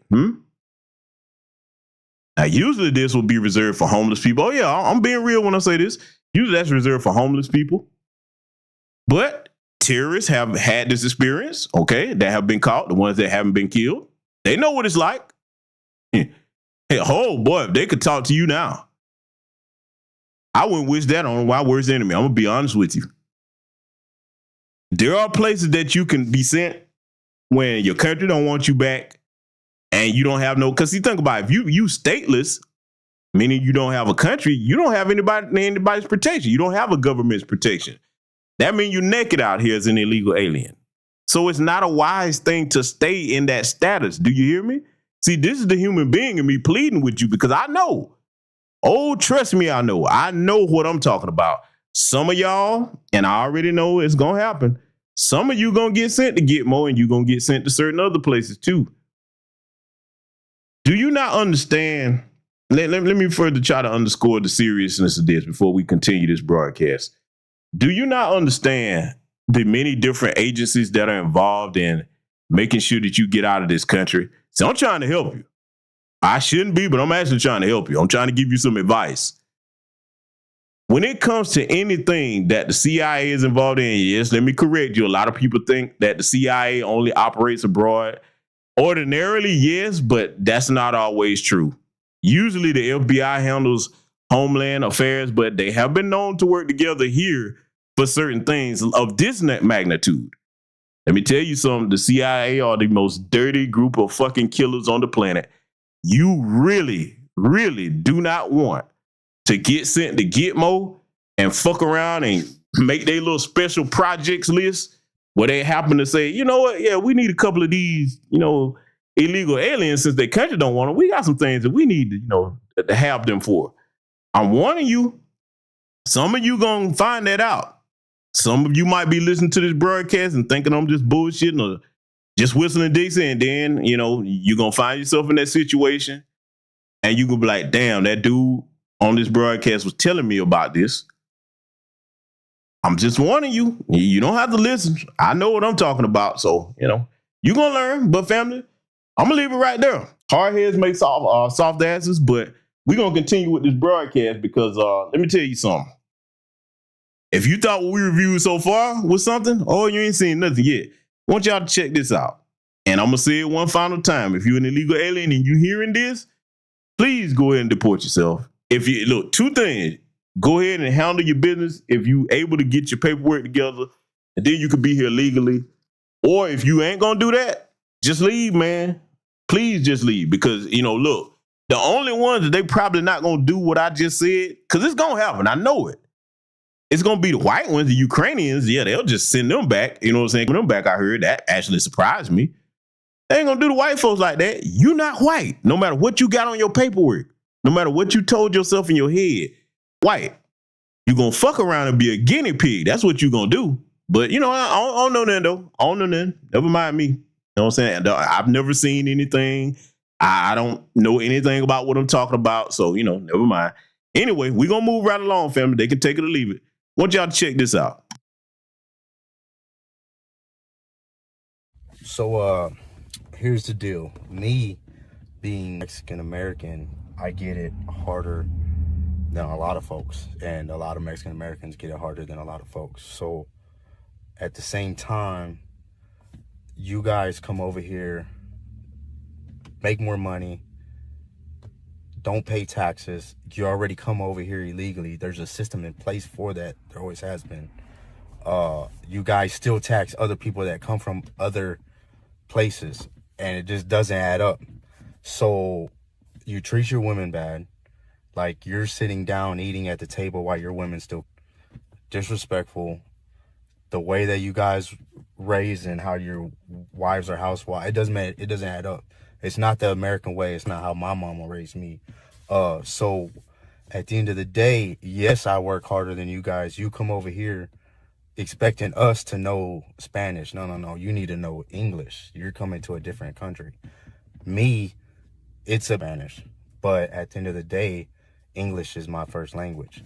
Second of all, you guys come over here for a better living, and at the same time, you guys were still rep an American you guys rep a Mexican flag. You guys don't rep an American flag, and we're giving you a dream life. It doesn't make sense. Every opportunity, everything. Yes, there's some good. Yes, there's some bad. Most bad, more than good. I mean, how many of you guys are really legal? No, my family served for this country.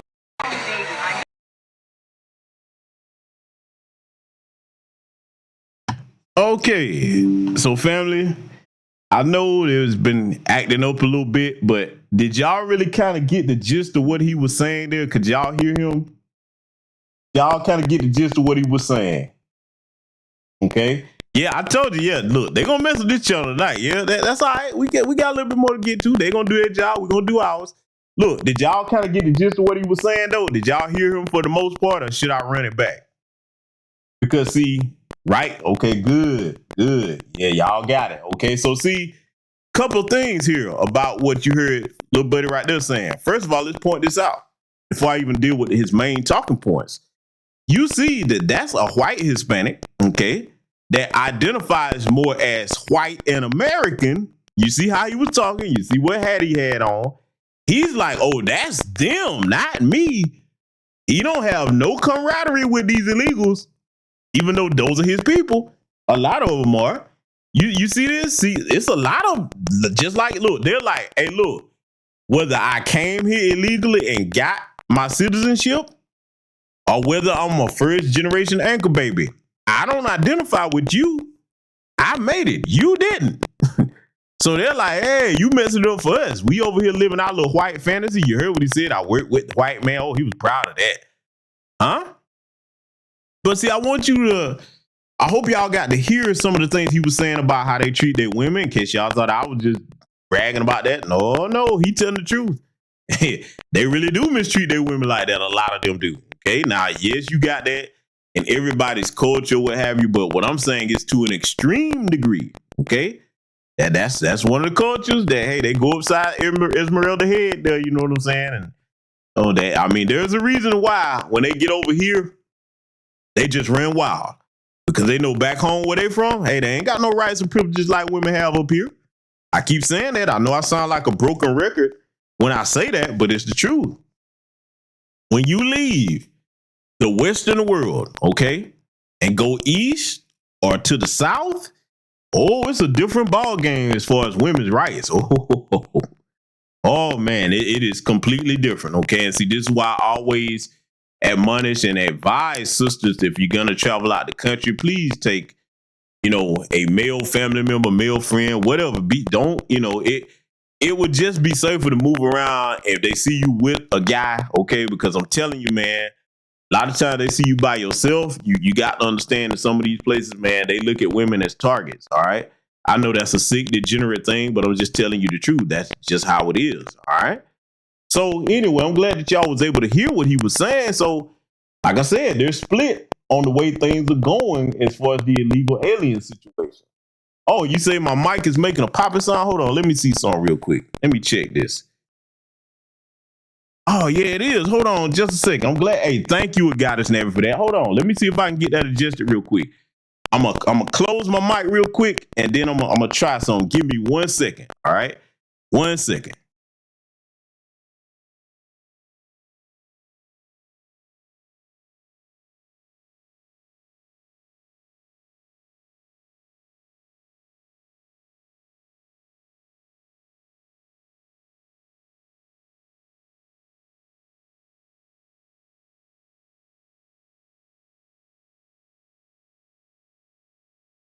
All right, family. How's that sound now? Is that better, family?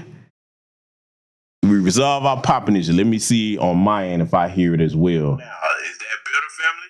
It sounds clear to me on my end. How about y'all?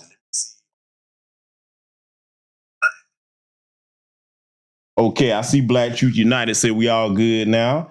Appreciate it. Thank you. See, look. Thank you. See, this is why I love my audience. This is a team effort over here. This is interactive media. And this is why I look at my chat room, okay? Because, sometimes it could be an issue with the mic. The audio could go out. Puke 2 could do this. Puke 2 could do that. It could be OBS. It could be anything. And you, the audience, ladies and gentlemen, are a big part of helping get these things corrected. So thank you very much to my wise and astute and classy audience, my esteemed audience. I appreciate you so much. So now that we've gotten this straightened out, and I will be looking to make sure that that issue happens again, we'll get it corrected. We're going to continue though, family, if I may.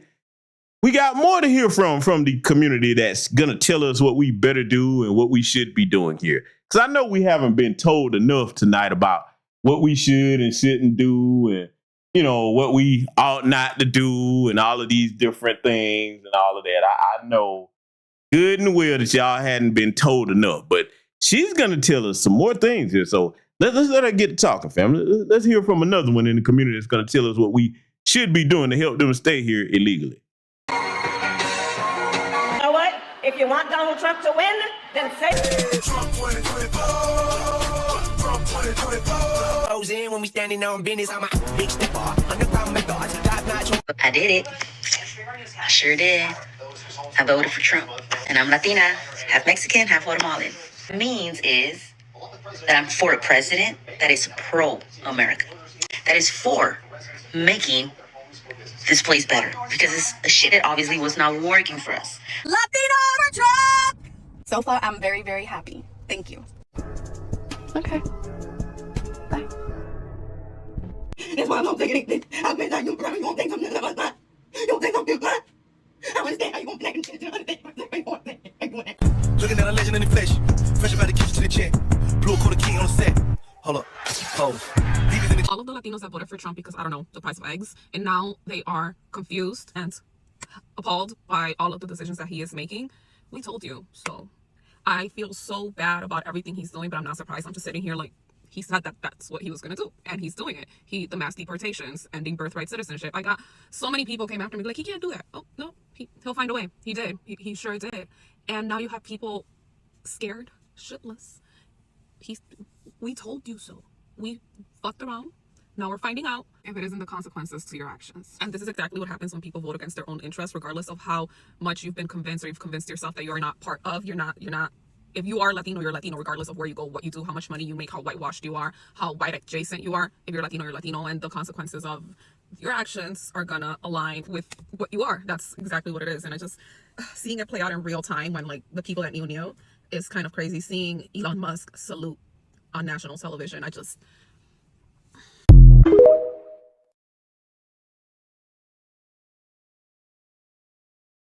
All right, family. So you heard them right there. You saw examples in those clips on those little TikTok stitches of the different ones of them that were like, hey, I'm voting for Trump. Oh, boy. And look, there's that clip. I forgot to put one little petty clip in here, boy. I know y'all saw it where they had the little Mexican mariachi band, whatever they was.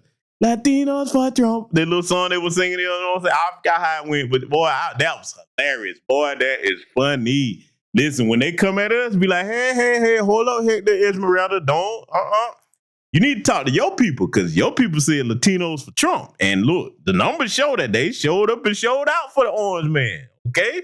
So before you come to black folks, you need to start in your community. Why you ain't go? Did you notice that? They ain't got none of the smoke for their own people. That's like Latinos for Trump, okay? But look, one of them, and shout out to my good brother, Dewan B, earlier, on his broadcast. A lot of you, if you caught my brother's broadcast, man, one of them called into his show just disgruntled and irate. Oh, he was so mad. Oh, he was so pissed off. And look, my brother Dewan B broadcast didn't even have nothing to do with them people's issues primarily. He was talking about our ancestor, Neely Fuller Jr., for the most part. And man, he got the right one, because for those of you that don't know, my brother Dewan B is a professional comedian, okay, amongst many other things. Very brilliant, talented young brother. He will roast your ass into ultimate oblivion. Let me tell you something, man. Sometimes when I go over there, bro, and check out my brother's broadcast, I have to remember not eat or drink anything, because you will end up choking on something. That brother is funny when he get roasting your ass. Put your drinks and stuff down. Man, he lit his ass up so bad, the dude hung up. Now, see, this is the thing about my brother Dewan B. Let me tell you something. The brother don't bother nobody. Don't bother a soul. Peaceful, humble brother, very intelligent, very musically astute. Okay, that's another thing of his wheelhouse. You want to get some music education, that's the man to go to. But if you start with the jokes, being disrespectful, especially, man, he tried to hang up on Dwan, right? And Dwan called him back, right? I'm like, you gonna call somebody show, you know what I'm saying, with a number that they can see? Man, he called him back. He started getting on him. He got on him so bad, Buddy had to block him because Dwan like, oh, no, don't hang up. Let me call you back. Dwan. Hey, brother Dwan, if you happen to hear this, or if you listening, please make a meme of little Buddy's face. You know what I'm saying? Because I want to do it myself, but I already know if look, I got to try to family. I can't be in this petty by myself. I need to try to pique my brother Dwan B's interest in Photoshop and things of that nature if he doesn't already have, you know, the skills with that or what have you, and just start making memes of some of these goofies because they deserve it. They deserve it, okay? Listen, I have jokes and y'all laughing what I'm talking about, but he is 10 times funnier when it comes to roasting. I'm telling you, this dude be working on whole comedy routines on their ass when they started with him. Sometimes, to be honest with you, I don't wish it on nobody. But sometimes that's one of the shows where I'll be hoping the show will start over him. I'm like, yeah, go ahead over there and play with him if you want to. All right. That's going to be entertaining for everybody. He will immortalize your ass into the Hall of Fame of internet embarrassment. Okay. So I'm just warning you, Mr. Dwan Brown is not the person to go over there trying to roast with on a disrespectful tone. Okay. I'm just saying, you can take it or leave it. But anyway, brother Dwan, make a meme of his ass. Okay. He needs that. He deserves it. And if y'all want to know the broadcast we're talking about, you go there and check out my brother Dwan B's channel. You just type in Dwan B. It'll come right up. And check out his other content as well. Very thorough educational material over there. But I digress. We've not done yet. We got some more to analyze, family, because I told you we got a range of other issues to cover here tonight. So that's not the only group of people that's got instructions for foundational Black American freedmen, men and women. Oh, no. We got other people that's going to tell us what we need to do and what they don't like about what we're doing. So we're going to get straight into some of that right quick, ladies and gentlemen. But here's what I'm getting at. Oh, hold on. I'm jumping the gun. I'm getting ahead of myself. Before we do that, I got to show you Mr. Brandon Johnson, because early in the broadcast, remember I said that he's one of the ones that's determined to die on the sword for the illegals, Mr. Sanctuary City himself. And by the way, hopefully Chicago Flips Red will make sure that he's a one-term mayor, and the brothers and sisters up there in Chicago hold the line to the brothers and sisters up there. Shout out Afro Elite and everybody else up there putting in work. But Mayor Brandon Johnson, he got some words for us as well. Now, see, mark my words, he going to keep right on until he get himself arrested. He better talk to disgraceful Mayor Eric Adams up there about how Democrats left him hanging. You jump out there and you do them people's dirty work, and then they leave you hanging. It's like some of these Democrat shillbilly politicians just do not study history. And I'm going to tell you why. And I'm talking recent history. They don't look at how many flunkies jumped out there before them, torn the line for the Democrats. And you can say the same thing for the Republican flunkies too. But they toe the line for the Democrats, do all the dirty work, they leave them hanging, and then they just stuck. But see, they each one of them that come along, they keep thinking, okay, that's not going to happen to me. I'm the special one. Oh, not me. It ain't going to happen to me. Okay, yeah, Crash Out Johnson. That's a good name for a Noah Randall. Crash Out Johnson, okay? I like to call him Jackass Johnson. But see, he going to be jumpsuit Jackass Johnson if he keep on, because send him home and ain't playing. Look, let me tell y'all something. Y'all know what I'm tempted to do with Tom Homan. The only reason I don't do it because I like the work that he's doing, but let me tell you what's in my head when I see Tom Homan. I picture a chunky version of Elmer Fudd in his little hunting outfit with a musket. Be very quiet. Me hunting illegals. Me hunting illegals. That's what I see. Can you imagine Tom Homan tiptoeing around, trying to creep up on Brandon Johnson? That's what you probably finna see in a minute. So Brandon, Jackass Johnson, jumpsuit Johnson, that's what you finna be. Keep playing with this man. You're going to end up getting locked up, okay? Because he's going to prosecute y'all, man. You cannot cooperate, but if you try to obstruct them, okay? And do not jump up when that happens. Hey, black folks there, like, we told you to mind your black business, okay? Told you to mind your black business, but you want to jump up and try to cape for people that don't give a damn about us? and that have been disrespectful towards us directly, all right, you down that hill if you want to. You're going down it by yourself. I want y'all to listen to what he had to say, though. Oversight committee of all the things that they want to have sight over, they should look at the White House right now. That White House is being ran in one of the most raggedy forms of government that I've ever seen. If anybody is questioning whether or not what our country would look like had the Confederacy won, there should be no question now. They want us to be afraid. Do not be afraid, Chicago. Whether it's an invitation or a subpoena, I'm always going to stand up for the interests of working people. And I will not be intimidated by some weak individual who won't stand up to an individual who believes he's a supreme being right now. You're worried about Chicago? Look in your front yard. We have a president right now who is obfuscating his responsibilities that should be very clear based upon the Constitution. He is rejecting the Constitution of the United States of America. And if they want to have a real discussion about undocumented individuals who are criminals, they should look at the very individuals who enslaved my people and colonized this land. So whether it's an invitation or a subpoena, the people of Chicago would not be intimidated or threatened by any individual who is unwilling to look in their own front yard of where the real threat to our democracy lies. Thank you all very much. Oh, Jackass Johnson, soon to be Jackass Jumpsuit Johnson. Let me work on him. Let me get him.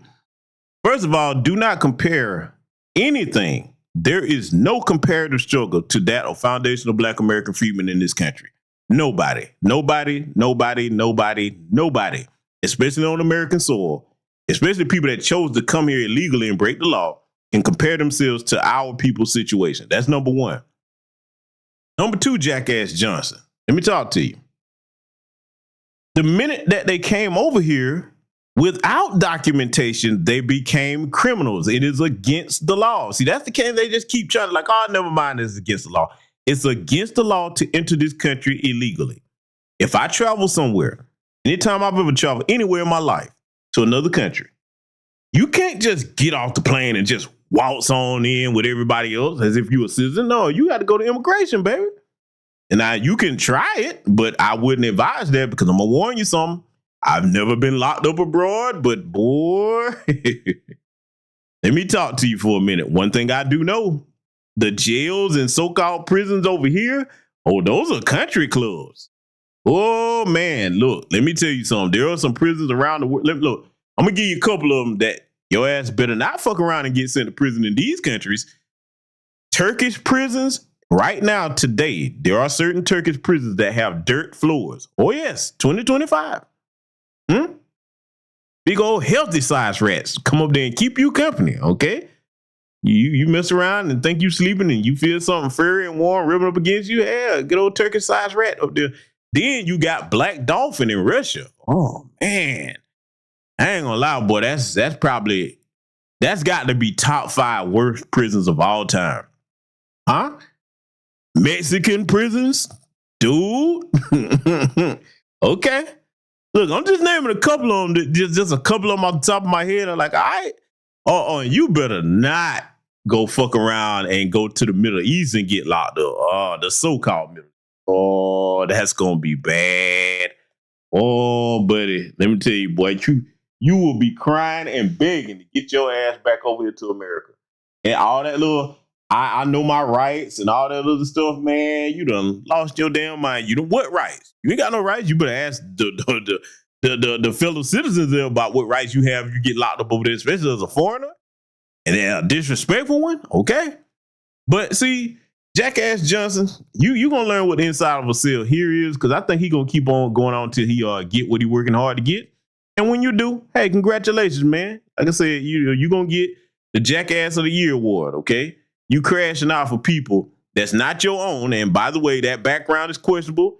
And look, on good authority, they say he's really Haitian. Oh, yeah, that's right. I tweeted about it. They say he's Haitian. Oh yeah, I've seen some things. I like, yeah, it's safe to say you ain't one of us. You know what I'm saying? And it makes sense. It makes sense with the way he's acting, but that's cool. Hey, everybody choosing where they stand. And that's a good thing. That's a good thing. That's a great thing, actually. I'm glad that everybody's choosing where they stand. And everybody gonna have to deal with the consequences of the choices that they make too. Okay? All of them. Because see, let me tell you something. Jackass Johnson, you and the rest of these Democrat shillbillies, the black ones, this is what you don't realize. The white people that's talking tough, talking about what they're not gonna do with Tom Homan, this, that, the third, they're gonna back down off that shit. They saying that now because it sound good, but when the rubber meets the road, them folks are not finna sacrifice their livelihood, their careers, and their families and everything for some illegal aliens, some wannabe white people. Your dumb ass believe that shit. See, you still don't understand how them people move in the dominant society. That's okay. To quote our ancestor now, Neely Fuller Jr., if you don't understand the system of racism and white supremacy, everything else will confuse you. And he's operating in a confused state right now, but that's okay. We're going to let him find out the hard way. We're going to revisit this after he, becomes jumpsuit Jackass Johnson, because I think he's going to keep on till he get there. And we're going to revisit it then, and you can be like, damn, G-Biz, you told us it was coming. Because he's determined to make a fool out of himself. Anyway, we got to further examine some more things here tonight about people that's telling us what we shouldn't do and what we better not do and what they don't like. So now we're going to get into this portion of the broadcast. Oh, man, hold on to your horses, because I'm going to be stopping this critique of what need be. So first, let's talk about what foundational Black Americans are. So the term refers to a concept. Now, let me go ahead and cut you off, okay? Because, yes, all these are Caribbean people. And first and foremost, let me say it. If you are an on-code Caribbean brother or sister, you're not a tether. We're not talking to you. But these are tethers. This is going to be a great example of what we mean when we say a tether. Boy, first of all, okay? Now, I'll let the ladies judge the Caribbean man up there. I ain't, that's not the side of the field that I'm playing on. But these women, interesting features. And I'm not talking about skin tone. Oh, no. I've had the pleasure of keeping the company of some very beautiful Caribbean women over my lifetime. These don't qualify. Oh, yeah. Yeah. They don't qualify. See, there's a such thing as a cute forehead on a woman, but this little bullet bill looking heifer here, hairline pulled way back to be down, and you worrying about my lineage? Then the other one, Shelly, up here, up top next to the dude, okay? Her hairline pulled all the fuck back, okay? Looking all angry. And then the little chunky one, Nicole Bennett down here with the little round basketball head, the high yellow one, okay? First of all, I got to be petty. I'm the type of man that if women are going to go on public and before the public, okay, you need to be looking a certain way. And they looking kind of shabby. I mean, they got a lot more. Look, I'm just going to go ahead and call it. Goddamn it, let me quit beating around the bush. All these motherfuckers mad because they ain't got no man, okay? And little buddy up there in the corner, he probably sassy. The little Soldiers of Finance dude, he probably sassy. He kind of got an air, a little tinge of sass to him. And so, they can't get with him, so they probably extra mad about that. But see, they dusty ass is sitting up here worrying about my people's business. First of all, Helfer, let me tell you something. You talking about what foundational Black American freedmen are, you don't get to define that. We define that. We defined ourselves, okay? That's something some of you don't know nothing about. So I'm just going to hit you with it off the bat. This is what I mean when I say of the tether class, I don't give a damn of what you think. And most of my people don't care what you think about who we are. All you can do is get together like this and be mad about the decisions that we made. And you're going to be mad at them while you're not in your country. Make that make sense. But she's not done, family. Let's let it continue. That coined by activist and filmmaker Tariq Nasheed. It's used to describe Black individuals in the United States who are descendants of African people enslaved in the U.S. prior to the abolition of slavery in 1865. Here we go. Okay, little peanut head helper, while you talking about my brother from another mother, shout out to my good brother, my friend Tariq Nasheed, okay? Hard-working brother done put in decades and decades of work. Get it right, okay? We are of African descent. Yes, that part. Get it right. Don't just say descended from African people, because historically documented, there were some of our people that came here from the transatlantic slave trade, a small percentage in the single digits. The greater majority of the African slaves that were sold out were sent down to the Southern Americas, okay, the South America. That's where the lion's share went. This is why Brazil has the largest number of black people on the planet outside of Africa, okay?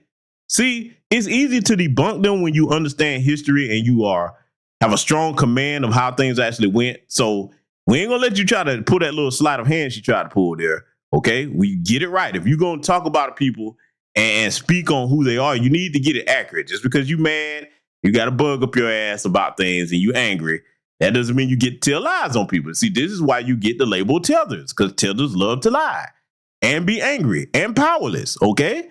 Now, she's finna go into a tirade about Brother Tariq. Oh, Lord, they hate my brother, man. Oh, this all angry. See, let me say something about that.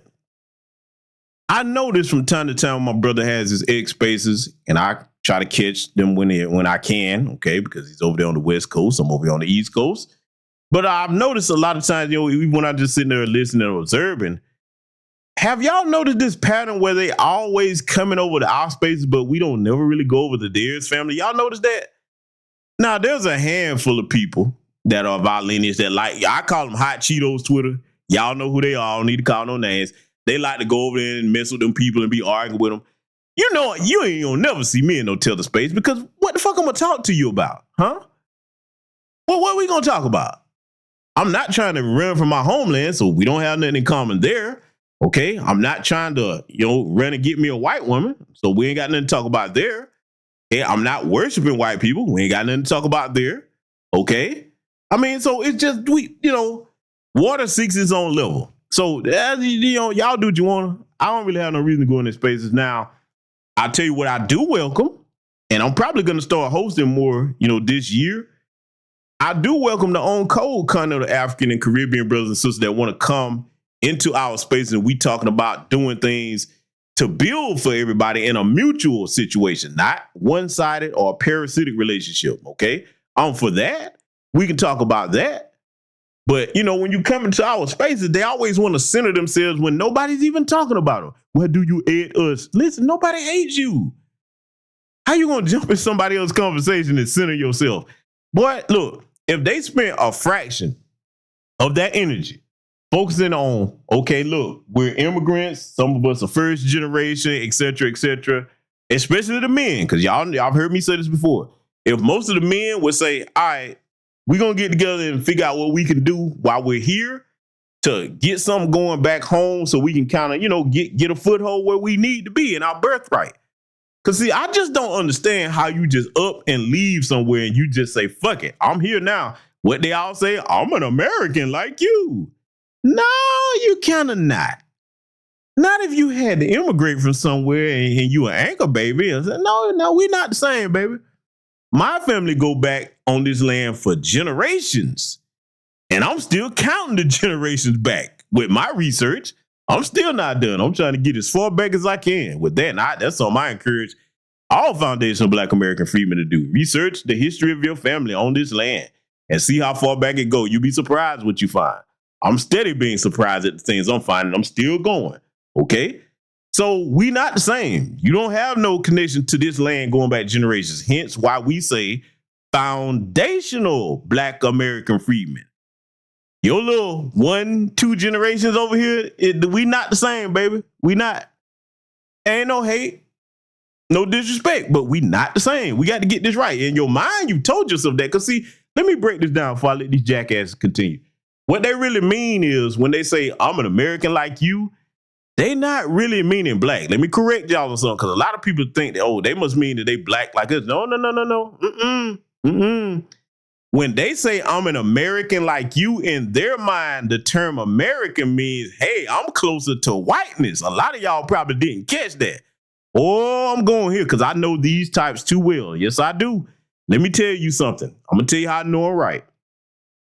If you spend time around some of them in their homelands, They fantasize about being around white people, getting in relationships with them, can't wait to be up on there. See, let me tell you why they have a lot of vitriol for those of us that are foundational Black Americans. The tether class, not all of them. Okay? The tether class, I'm being specific. The ones of them that think that way, they look at us as like we're the lucky Negroes, okay? You up under these white people. This is why they say you need to work hard. In other words, they think we're supposed to be grateful just to be over here no matter how we're treated. No, see, there's a reason why we're respected globally. There's a reason why everybody wants to emulate us, our lingo, our fashion, our culture. Even people that have grudges against us, they have to respect us. Because, see, I'm going to tell you something. One thing that they know not to do, no matter where we go, especially for the men, they don't test us like they do y'all. Oh, I got to go here. Let me tell you something. When you go to these other countries, a lot of these continental African tethers and these Caribbean tethers, they try to pretend to be foundational Black American freedmen men. And they can pull that off if they're around people that had never been around those of us. Because they'll either say they're from our lineage or they'll say, I'm from America. I'm Black American. Y'all know what I told you about that Black American term alone. I was one of the main first people to tell you that term by itself is problematic because that includes immigrants. They can try to fool other people with that, but see, here's the problem. Let me tell you why they really hate those of us. I got to go here. I'm going to hurt some feelings, but I got to tell the truth. Reason why they hate a lot of us that travel, especially the brothers, if they on that scamming crap where they trying to pretend to be us and the real deal show up, oh, it's obvious. And see, it's getting harder for them to fool those of us the more that our people travel. Okay, they'll be like, hey, man, I don't want generic cola. I want the real deal, baby. You understand? Our swag is unique anywhere on the planet, all right? Anywhere on the planet, we unique. They don't, hey, look, man, let me tell you something. Don't let them mess around and have to pull out that passport. Like, oh, shit, the jig is up now, Junior. Oh, Giblet, hey, she gonna have to see that blue passport. Oh, that ain't it. That don't look blue to me. Oh, no, buddy. Look, you got bushmeat all on your passport and shit. They smelling like, hey, she know you ain't one of us, baby. Come on now. Look, right down to the way we dress, the way we talk, okay? They know who we are by just being around us. Let me tell you another thing that they don't like when they get the line trying to say that they're us. Because we got to talk this talk tonight. Let me tell you something. I got to go here. A lot of the tether class, keyword tether class that love to flee and run away, they're a bunch of pussies, man. As soon as them folks show up and say, boo, oh, yes, sir, okay, looking all down, foundational Black Americans, when we travel, we don't go causing no problems. But when them folks try to get uppity, okay, even if we outside the country, we're like, all right, don't get too familiar with yourself, player.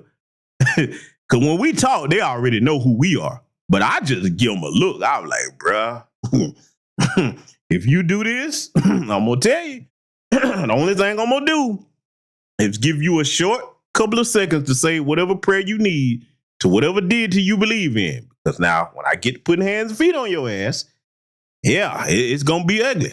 It's going to be ugly. See, they know we will commence to Operation Whoop Ass in a minute. Look, let me tell y'all something, man. And I'm talking about the tether class, the punks now. The reason why they can't pretend to be us abroad is all them folks have to do is test them. Because we don't play the radio about nobody putting their hands on us. Hey, bro, like, ho, bro, your kids at home. Don't do that. Unless you trying to lose that goddamn hand now. They can poke them all in their chest and push them around and get the beating on them. And they sitting there trying, this is the main tale. They sit there and get slapped in the head and shit. I've seen this with my own eyes. And they start explaining. You fuck around and hit one of my people in the head, a man?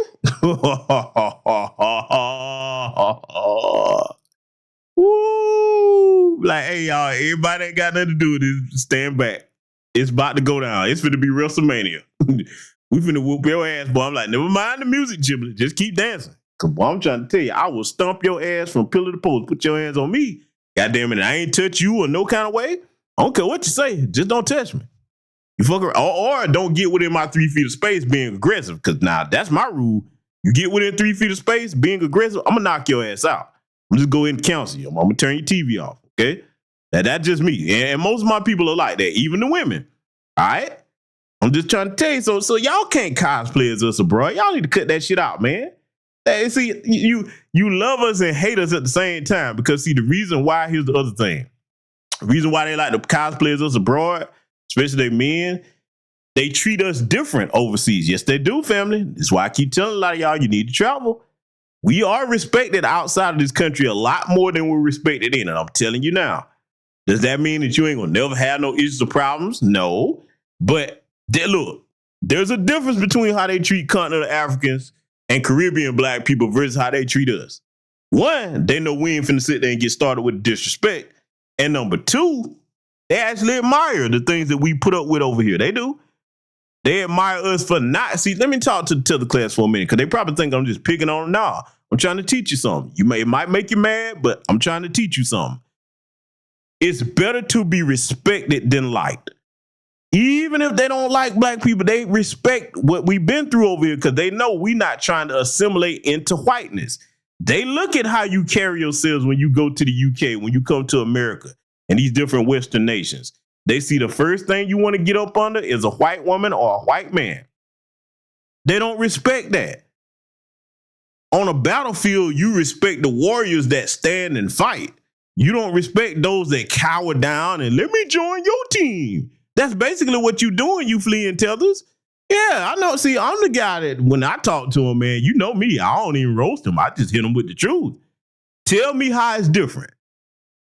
How is that different between you begging to be on the opposing team side and turn against your people? Because that's what a lot of them will do. And see, the other reason why they don't respect you tethers is building on what I just said. A lot of you would go over there if they do befriend you, you would turn on your own people and talk badly about them. I've seen them. They would get up there with groups of white people from the UK, Poland, wherever you want to name, and sit up there and talk bad about their own people. I've seen it happen. And I just sit there like, you sorry, shit-eating bastard. You think you're going to earn them people respect. See, if you do that with them, they know they can't trust you if you turn on your own people. So, yeah, there's a word for you, Tether. But see, we're not done. I want y'all to listen to all this stuff they got to tell us, okay? Look, all of them need to go and get a stylist, okay, and actually go get a hair appointment and get some shit done because they're looking kind of rough, okay? I can tell chicks are sitting up here with no man when I see them. But anyway, let's let it continue. Oh, I want to start off with you, Shelly. Never to be humble opinion is that this movement is a way to further segregate and divide Black people, give me a second, and have these FBAs use this one as a good separation technique or a good segregation technique. Now, let me say this. I don't give a damn who you associate with, who you want to be called or what group. I don't really care. But I think this particular issue is a way for, I'm going to say, maybe more conservatives to use as, oh, I'm separating myself because I am a slave or have ancestors that were slaves or whatever. I don't care. Ultimately, I am a foundational Black American. I was born here. And, you know, a lot of people talk about being. Oh, yep. Let me stop Shelly E. Okay, Shelly E. Let me stop Shelly E. And that big old pronounced jackhammer forehead right in her tracks. Okay. Oh no, ma'am. Just because you were born here, baby, that doesn't make you a foundational Black American freedman. Oh no, ma'am. If you can't trace your lineage back to the killing fields of the American South on your biological mother or father's side, that's where it starts. Not your cousins, grandma, who your biological parents. If at least one of them can't trace their lineage back to the killing fields of the American South, you are not my people, baby. You are anchor, baby. Don't get it twisted. You being born here does not make you a foundational Black American freedman. We are a specific lineage and bloodline with a specific history on our land. You can hop up and say that all you want. I tell you one thing, you better make sure that paperwork in order because your ass is going to be up out of here when Tom Homan be very quiet, me hunting illegals. He going to come up here with his little musket and his Elmer Fudd hunting outfit on. He going to have your ass hooked up on the first thing, smoking up out of here. You can kid yourself and play them games all you want to. No, you're not us, baby. You're not. Why aren't you proud to be who you are? I've never seen anything like this. And I'm not just talking about Caribbeans and continental African tethers. I'm talking about all the tether class. The Asians, the East Indians, the Arabs, the Hispanics, especially ones that try to identify as white. They proud to be everywhere except for home. Then you get over here and you, as soon as you get that American tacked on to you, boy, you just say the hell with who you really are.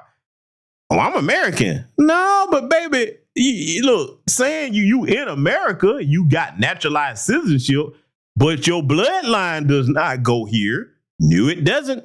No, it does not. If you immigrated here from somewhere else, your bloodline does not go here. No matter what you got on your piece of paper, you know what you not.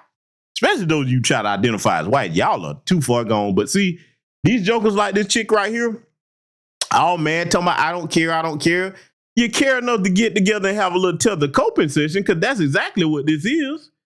This is a tether coping session. Oh, they are fire hot about us delineating. And see, this whole thing about division.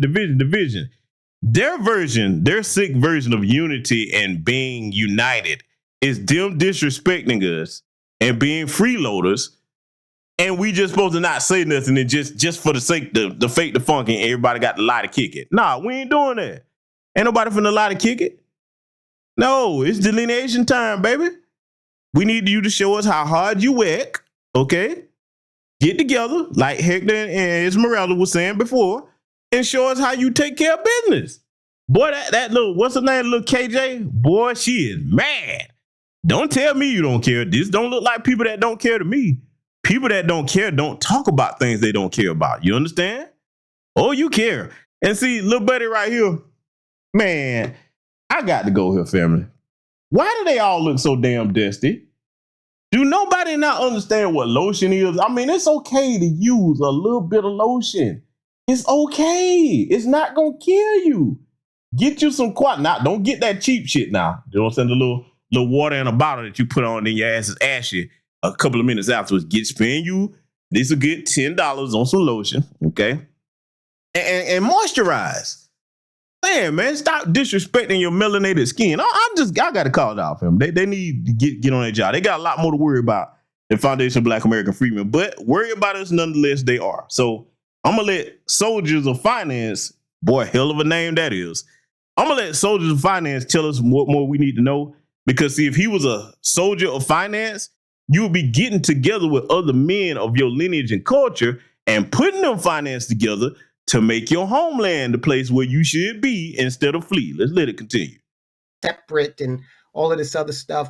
Well, look, you could do that now. Find yourself an island in the South Pacific and just go be separate. But most people don't even know how to feed themselves without a supermarket. So that's something that would break down very quickly. Now, these foundational Black Americans. Hold on, Giblet. Oh, did you hear what he said? Hold on. Wait a minute. Now, let me speak for my people. When I say my people from the South. Look here. Yes, we like these modern conveniences, these grocery stores and all of that. But let me tell you something. If they shut down tomorrow, the people from the South, oh, we gonna eat, buddy. Oh, listen, let me tell you something. Right here in 2025, do not make the mistake of thinking just because we're in modern times that all Black people are just, oh my God, if everything's closing down, we're going to start to their bullshit. Oh, I look, let me tell y'all something, man. My first babysitter was my great-grandmother, okay, rest her soul. As a little child, and how many of y'all can relate to this that got to know your great-grandparents and your grandparents that actually did this in the South? While she was babysitting me, do you know that oftentimes while she was out there tending to her garden, I was out there with her. Now, you know, little pepperhead child running around this, that, the third. She would put my little ass to work. So I learned how to do that at an early age, and I still know how to do it. I can grow my own food. Oh, yes, I can. And on top of that, going with my father and my uncles, I know how to hunt. Oh, yes. No grocery store, no problem for me. Oh, I will eat, and I will eat good, too. Oh, trust me on that. Yeah, so speak for yourself, player. The Black folks in the South, now some of you up north or where have you, and out west, I don't know. Y'all might have to come on over here and let us show you how to do this. But a lot of us, yeah, we'll be good. Don't get it twisted. Don't get it twisted. Shit, so I just had to correct that. But see, little Miss Chunky Jaws here. Yeah, what's her name here? God damn it. I think it'll move after that little get out. I couldn't get out the way, but little Miss Chunky Jaws, this is what we're gonna talk. Okay, she finna tell us about ourselves, but before I let her talk, I must release my pity. Okay, I'm sorry, family. I got to get the pity out. Family, take a good look at this woman now. Ladies, educate me because I don't know everything. Okay, I don't think I'm the smartest person in the world, but I need to ask you a question, ladies. What is going on with this hairdo here? What is this half bob, half sleepy, whatever? What do we call this? Because little Miss Chunky Jaws, I'm gonna tell you who she looked like to me. How many of y'all remember Alvin and the Chipmunks? Y'all remember that? Alvin, Simon, Theodore, do. Don't she look like a female version of Theodore, big chunky husky? Cause didn't they have some little female chipmunks? What does anybody know the female chipmunk name? Did anybody? Yeah, I know still Kevin Trees. She think we in the 90s still, man, and she ain't even rocking it right. I mean, she was rocking it right. Hey, okay, I see you. But it ain't the 90s. If you're gonna rock 90s fine hairstyles, you got to get them right. See, this is where Foundation of Black American Freedom comes. Okay. See, y'all laughing. I need to know the truth. What was the little chunky, because the female chipmunks? I remember these. I just can't remember their name. It was a little fat one that was cool with Theodore. Theodore was the fat one. She looked just like little fat female Theodore here. And then, y'all know where I got to go. I got to get this out my sister before I let her talk. I got to do it. God damn it. What's with all of these immigrants with the quarter slot jukebox gap in the middle of their fucking teeth? What is wrong?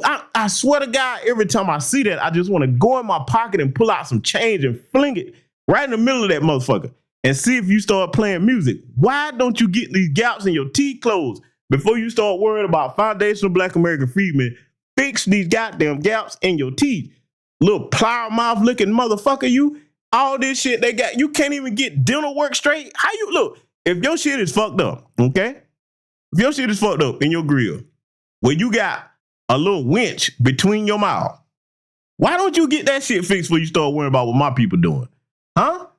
I just keep noticing it, family. Look, I've been trying not to.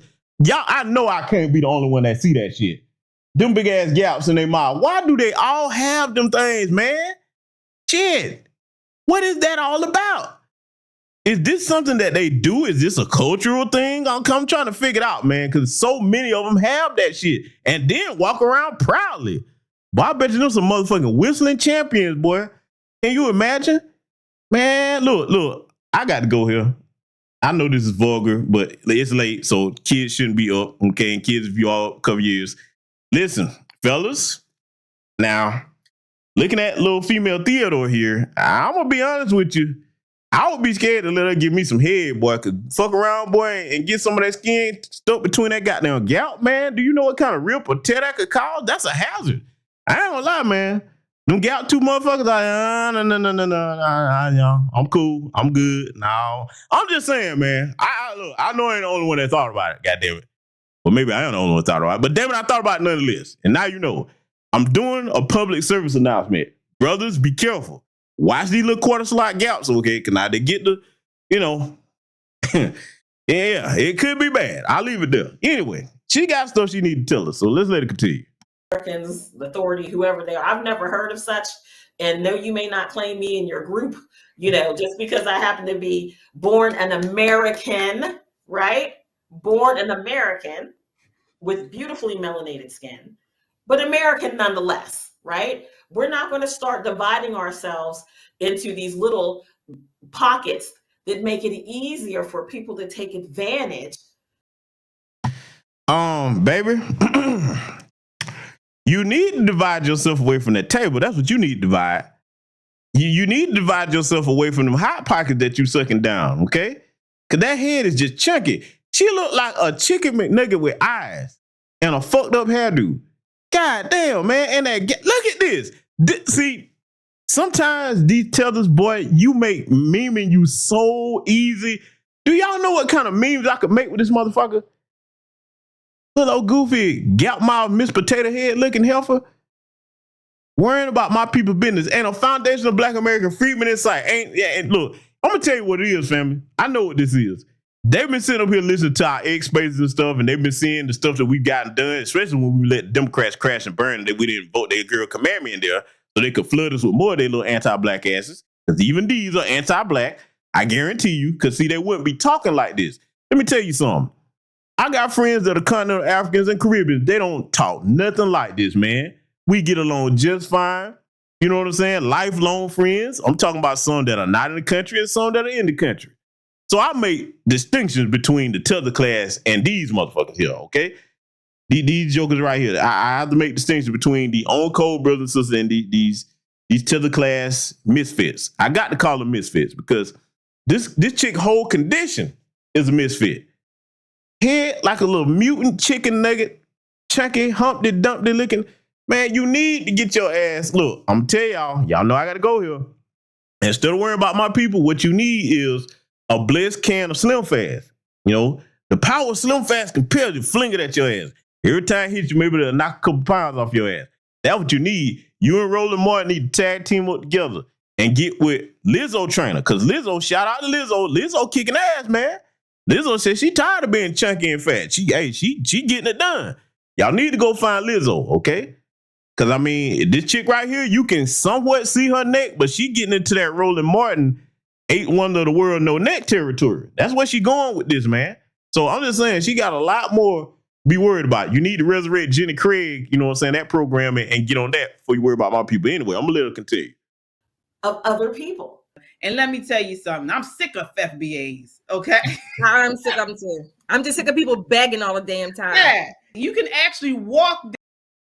Bitch, we sick of you. We sick of you in our business. How she said, I'm sick of FBAs. Like anybody give a fuck of what a powerless fleeing tether thing. I'm sick of FBAs. Oh, but you ain't sick of running away from your homeland, huh? You ain't sick of that yet. Get sick of that. See, look, if you got as sick of running away from your homeland, see, let me give you some advice, Helfer, okay? With this little scoop ball head that you got, with that damn hairline pushed back to be damn, like I said, if you have this energy into nagging your males, not men, into standing their ground and building something for your home, you wouldn't have time to be worried about us. Get sick of that. Get sick of your men fleeing and not building no opportunities for your little scoop ball head ass. How about that?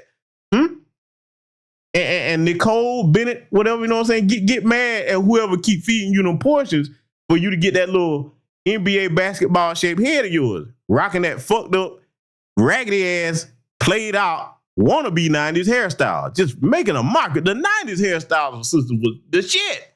You're ruining it. You're ruining it. So I'm just saying, that's what you need to be worried about. Got the nerve to talk about, I'm sick of FBAs. So... shit, we sick of freeloading tethers. How about that? We just some sick motherfuckers all together. Let's get healthy. Let's do that. It's 2025. Let's get healthy.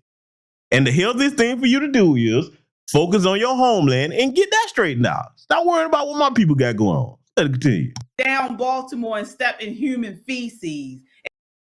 Oh, no, you didn't go there talking about stepping in feces in some of these other countries, bitch. Are you serious? Woo! See, I be trying not to pull out certain footage. You know what? Fuck it. I'm gonna have to cover something on Patreon, and you know I'm gonna do it on Patreon because I'm gonna have to go in long form. Back to business. I'm gonna do that right after I handle the broadcast coming up with Tammy Sambozo Meyer. Okay, if you in the Black Ocean Zone 2 tier, you'll catch that broadcast tomorrow evening. I'm gonna have to go in and kind of remind these people what they got going on in their countries. It's been a minute since I did it. Now I'm about to take the kid gloves off because I'm tired of that. Don't you ever try to compare nothing over here to what you got going on in some of your countries. That's okay, though. We going to educate the people, okay? Because we going to use some current things, okay? I usually try not to go here, but I'm about tired of that. And see, the little other raggedy help up here, Shelly E., she had the nerve to talk about, I'm tired of people begging. Look here, bitch. We not begging. We ain't beg for a damn thing in this country. Everything that my people have, we stood up and took. How you think we got them civil rights? Lyndon Baines Johnson raised his ass there and say, you know what, let me just wake up and give black people civil rights. You better check the history on what had to go down before he did that. After they killed our honorable ancestor, Dr. Martin Luther King, we set this bitch ablaze. We're like, all right, goddammit. In the words of Fannie Lou Hamer, if we can't have it, you ain't gonna have it either, and we gonna burn this motherfucker down. That's what happened. That's how you got them civil rights. Your little raggedy, tether fleeing ass come over here and disrespect my people. That's all right, though. I got some. I'm going to go in the long form. Y'all be looking up for that broadcast on Patreon. I'm going to show you what they got going on in their country. See, I don't even like to do that kind of shit. But see, when folks like this keep talking, all right, cool, I got you. I'm going to show you what you got going on where they from. But y'all going to see that on Patreon. I'm going to let this heifer continue, though. And it's generally from an FBA. Okay? So, we are covering. So you heard what they had to say. Oh, they worrying about all what we got going on, what we need to do, etc., etc. Let me tell you what they should be worrying about, though, because, see, this is some news right out of Atlanta here. Now, shout out to my own cold Jamaican brothers and sisters, okay? Especially my good brother Kid Gravity Beyond, okay? Because, look, all Jamaicans, all Haitians, all continental Africans are not tethers. But the ones that are, oh, they are scared to death right now.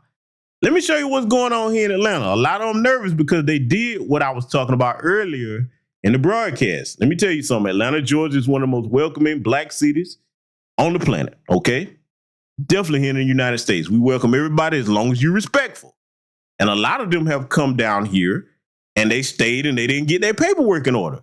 So they stayed here 10, 15, 20 years. That's very irresponsible. Look, it's one thing if you decide to do that. I still won't recommend it. But it's one thing if you decide to do that and you were single with no children. But now if you start having kids, man, you want to get your shit in order for your children, man. A lot of them just come up here and just say, fuck it, I ain't going to even try to get. I'm just going to be here. Okay? I want you to see what they having to deal with now. I want you to check this news report out. I'm not going to even interrupt this. Why they worrying about us? They better be let this play. The immigration crackdown that's happening here in Georgia and across the country right now. Some Caribbean and African immigrants are consulting with immigrant attorneys about their rights, immigration attorneys to talk about their rights following this weekend's targeted operations. Channel 2's Audrey Washington's live now at the Jamaican consulate in Sandy Springs in North Fulton County. Audrey, calls are pouring into the consulate there. Right, you know, the calls are pouring in here to the Jamaican consulate, but I'm also told they're pouring into the Nigerian consulate not too far from here. I'm told that the immigrants and refugees reaching out are calling with the same concerns about whether they will be deported. But they're very scared, you know, they're very concerned.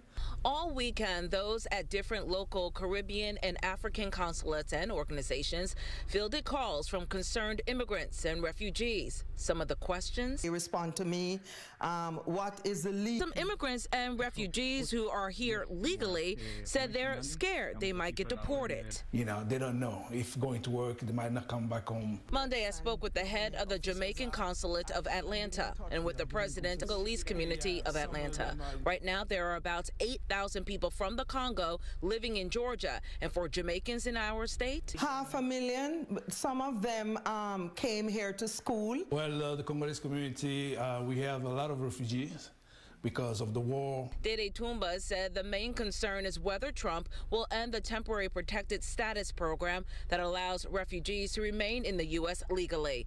But immigration attorney Joe McCall told me there's still the law and there's still the Constitution. There are protections for immigrants and refugees. To prepare all the documents that show that they are here, they've paid taxes, their criminal record, everything is clean.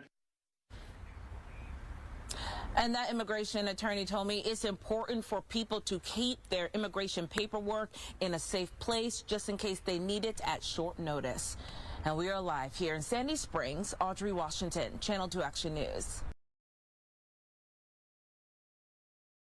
All right, so now you see what they got going on. And yes, I know PewTube is on their job. Trust me, they gonna do what they do, but it should be very clear on the playback for those of you that would like to catch it on the playback, but that's what they need to be worried about, okay? Now, let me say this to any of them that are here in the city of Atlanta, especially if you're black and you don't have your paperwork together. I'm gonna go ahead and say something to you.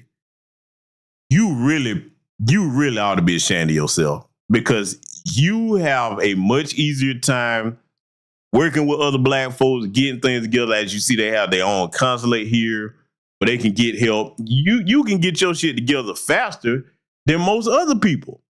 Huh? If you here, ain't no sense for you to be sitting up here decades on end without no green card. Now you all nervous? Oh man, cause see, look, let me tell you something. Let me go back in. I'm not saying this with any joy. I'm being 100% honest about this. Them phone calls that you making to that consulate, you better, y'all, those of you on my Patreon, let me ask you a question. I'm asking this for a reason because see, a lot of people don't know about this and it's really hard to go into long form detail about this particular information on YouTube. But how many of you are signed up to my Patreon? Let me ask a question because I'm doing this for a reason. I want to do a temperature check. How many of you are members of my Patreon? And either tier, doesn't matter which one you in. I want to see something real quick. Because those of you that are already over there, you know what I'm about to say. It goes into something I mentioned earlier in the broadcast. Okay, because see, making these phone calls to these consulates, asking about help, especially if you know you illegal, ooh, that's going to work against you. Oh, it's going to work against you. How many people are signed up to the Patreon here? I want to ask a question. I know my brother Black Truth United, he's over there because he know what I'm about to say. He already seen it. Look. That room, Tanisha Murdoch, yep, I recognize you, sister. Let me tell you something. That room 641A, the one of many, because there's dozens of them across the nation, you better understand that when the Patriot Act was enacted, that really changed the game as far as so-called privacy. What privacy? Oh, that's a word that we continue to say, but no, ain't no privacy as long as the NSA is concerned. I promise you that. So these phone calls that you're making, you really think that with these deportation efforts, as many coordinated agencies that are involved, you really think that that's not being used as far as room 641A, and you know what that's for if you're on my Patreon, okay? If you're not, you should check it out. You might learn something over there. You might learn a lot of things over there. They're going to be using that to monitor all traffic. You think that's not going to be the first place? You don't think that they said, okay, some of them probably going to be trying to call these little embassies and places and consulates that they have set up. You really don't think that they're going to be monitoring calls. I'm saying this to tell you that making them calls, it would be better if you're going to do it. You better talk to people in person that you know, because them phone calls are going to lead them people right to you. Mark my words, pay attention to the ICE website and watch how the numbers start going up. A lot of them are making it easy for them to come get them, man. That after you hang up that phone or that call, guess what's going to happen? They're not already triangulate your location. They on their way to get you. They might not kick your door in. They might be sitting waiting for you to come outside and like, yep, got you. Huh? You don't have to listen to me. I'm just telling you what I know. You know what I'm saying? Y'all find out the hard way. Here's what it is. But see, family, we got one last piece of business to take care of over here tonight because, you know, everybody's favorite chunky boule buffet master, Roland Martin, has some things to say to us. Oh, yes, he did. You know, he's hot and perturbed. He got his little $300,000 luncheon bag money from the Democrats. That's the last bit of snack money he going to get because they don't need his useless ass no more. And he is hot about that. You know Roland got to have his sandwich fund, the sandwich sultan, okay? Or as I like to call him also, the last king of chicken wings, snack pants. You know I got a million names for the boule buffet master, okay? All right? Pork chop, prime ribs, Martin. All right, man, listen, I could roast his ass all day. You know what I'm saying? But listen, I want you to listen to what he has to say. And this footage comes courtesy of my good brother, Black Alpha Network, okay? Shout out to that brother. I saw this on his timeline. I say, yeah, I got to include this over here tonight. I want y'all listen to what the boule buffet master has to say. Oh, he's mad at us, family. And he ain't seen nothing yet. He's going to be even angrier. The more that he has to, you know, have those stomach cramps and he started to actually sweat bacon bits and shed some of them pork chop pounds that he packed on, he going to get even angrier.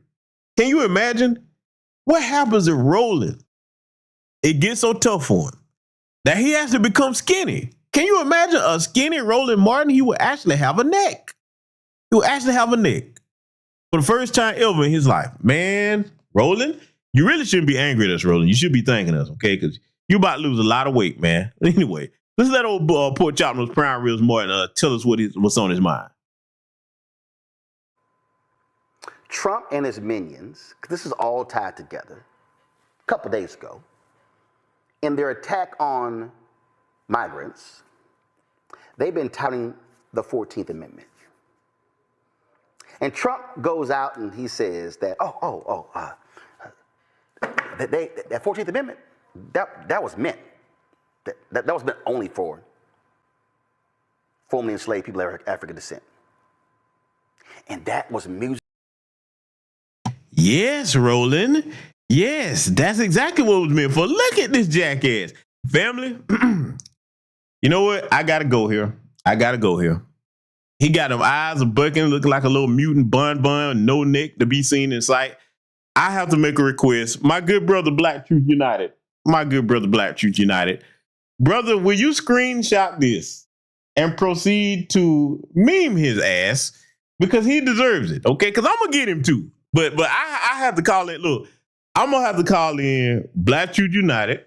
I'm going to have to holler at my brother, Red Joker. I'm going to have to reach out to my brother, Mad Black TV. This needs to be animated and memed, okay? We got to get him. Because if he going to sit up here bucking his eyes like this with no neck, okay, looking like a mutant chicken nugget up here, sweating bacon bits, he deserves to be clowned. Yes, you fat bastard. The 14th Amendment was meant only for foundational Black American freedmen. That ain't the Anchor Baby Amendment. And for the Democrat shield bill is talking about he was going to get rid of it. No, he's amending that part where you come over here and drop off a baby and now it's a citizen you are too. No. It's like send them home and saying we're going to send families home together, okay? You break the laws of this country, you're going to go home together, okay? Like, congratulations on the boy and girl that you just had. Now, both of y'all are going back where you came from. That's how it's going to go, okay? Oh, they mad about that. See, boy, big wide load right here, boy. Look at him, man. He should be embarrassed of himself to sit there and be that damn size. That don't make no damn sense, man. You should be in a gym every day. You fat bowling ball shaped son of a bitch. You. Anyway, I want y'all to listen to this jackass, okay? He's sitting up here bucking these eyes, man. He look hungry right now, don't he? Probably just finished eating some shit before he got on air, man. Anyway, let's let it continue. To the ears of the foundational Black Americans, the FBA, the freedmen, ADOS. Oh, they all on social media. See? It was only for us. That law was only for us. No law is only for one group of people. So he's using, see, some of y'all need to understand. Y'all got to recognize what Bill Duke said in that movie, High Flying Bird. See, this is the part with this fat cholesterol kingpin here. Doesn't realize that, yes, that law was specifically for us at that time. And since it's still active and on the books, that's who it was meant for. These illegal aliens came over here and took advantage of it. No law is only for one group of people. Oh, yeah? That ain't what the orange man is saying. And look, mark my words. You finna see a very drastic paradigm shift. It's already underway, fact of business. You're going to see, and this is going to surprise you. I know a lot of y'all going to be like, GBS, you tripping. You're going to see a lot more of the dominant society start to get on board with that sentiment that orange man had. I know a broken clock is right twice a day, but you see Ann Coulter. Now, I know she is very hard to look at. She looks like a female Skeletor, but Ann Coulter, even though we know it's not just because she loves Black people, especially the foundation of Black Americans, but she's actually spitting some truth. Okay? Now, am I some Ann Coulter fan all of a sudden? Hell no. But Ann Coulter is putting it out there like, yeah, it's not just because, look, at the end of the day, let me tell you something. Tethers, Roland Martin, your people, you better listen up. Them folk tired of you. They are. See, you're not useful as far as sabotaging us, so they're not going to keep you around. That means that's your last big bag, Roland. You and Al Sharpton, y'all better enjoy it. That's the last big bag you're going to get from the Democrats. It's over with. Now, a lot of them folks are like, well, why are we paying you if you're not useful? Because the Foundation of Black American Freedmen don't trust you. You don't have no sway amongst them. And that's what we want to keep you around for. So it's over with. Yeah, see, they don't like it when you put it to them like that because they know this is exactly what's coming down the pike. Mark my words, you're going to start to see a lot more of that rhetoric ramp up And a lot more people are going to be supportive of that. Does it mean that they're our best friends? No. But they're trying to cut the dead weight. See, you got to understand, the system of white supremacy only keeps around useful tools. And when it's done with its tools, what do it always do? What did our ancestor Neely Fuller Jr. teach us? White supremacy is done with its tools. It always. They invented a game on top of the game. Trump is deliberately trying to play the wedge game because he knows there's a group of black people. The only wedges you need to be concerned about is putting that wedge or pizza down that you was about to stuff down your fat, no neck having ass. And hey, brother Diesel Mike, I like that man culture. Oh, that is funny. Oh, that's hilarious. Boy, my chat room is brutal. Man culture. Oh, shit. I'm going to keep that on deck, man. Man culture. Yeah, hey, look, brother, you get no argument from me. Hey, I agree, man. She is hard to look at. Can you imagine? Boy, look, can you imagine if you had I could just imagine a white man, if he was married to her, boy, that's what you got to wake up and look at. Oh, my God. Oh, boy. Woo. That would be torture. Anyway, good God. I digress. Swollen Martin, okay? Listen. You sitting up here all angry with that big round head all scrunched up, arguing and ranting and raving. Now that the law is starting to move the way it should and the immigration system is on its way to being fixed if they keep this momentum up. But we already know, though, they really fix the problem. They're going to have to get around to it. And this is what Trump going to have to come on out and do. If he really want to be the president that fixes this, him and Tom Homan, they're going to have to say, look, we're going to have to start prosecuting these white business owners and these white landlords that hire and rent to them to really clean it up. Because if you don't have a job, you don't have a place to stay, where you going to be? You could be homeless back home. Huh? So when they get serious about prosecuting the white business owners and landlords, that's where you start cutting the water off, huh? So Swollen Martin, you can't stop the way things are moving right now in history. All you can do is be mad on your little show. You probably ain't going to have that much longer. I'm going to tell you right now, man, it's finna get tough for you, buddy. All giblet times finna get hard. I mean, hey, boy, you going to have to tighten up that little buffet master belt that you have on because, you know, you might have to scale down the ramen noodles. You know what I'm saying? And get you some noodles, different assortments of flavors, and imagine there was other things. I mean, you know, look, better yet, you need to get you some veggies and some fruits. That's what you need to be on. Fat fucker you. Let's let him continue. Who are so anti-immigrant and who think that they are so conscious that they are driving this messaging on social that's only for us. We only want to see laws for us. We only want to see bills for us. And that is at the roots of what's going on with this discussion about the 14th Amendment. Joining us right now, my guest is... Boy, can you look at the size of this motherfucker's big trash compactor damn meteorite-shaped head? Look at that shit, man. First of all, man, when your hair get that thin, just shave that shit off. Well, hold on. Wait. Are we ready for a bald head Roland Martin? Now, I mean, this is a scary sight. Look, let me tell you something. We talk shit about Roland, but he actually has one lethal weapon. If Roland bend his head down like that and charge you and make contact with you, man, he will headbutt you into another dimension. Look at that shit, man. Boy, I know his mama called hell when she was pushing him out. Can you imagine? Oh, my God. They had to do a C-section on this motherfucker. Ain't no way. She did not give birth to that natural way. Ain't no way. Ain't no way. See, but here's the thing. Anytime that he go into his little tirade of bullshit, he always got to bring on one of them little goofy tether guests of his. Oh, look at that. Jonas right now. Yeah, shut your fat ass up, man.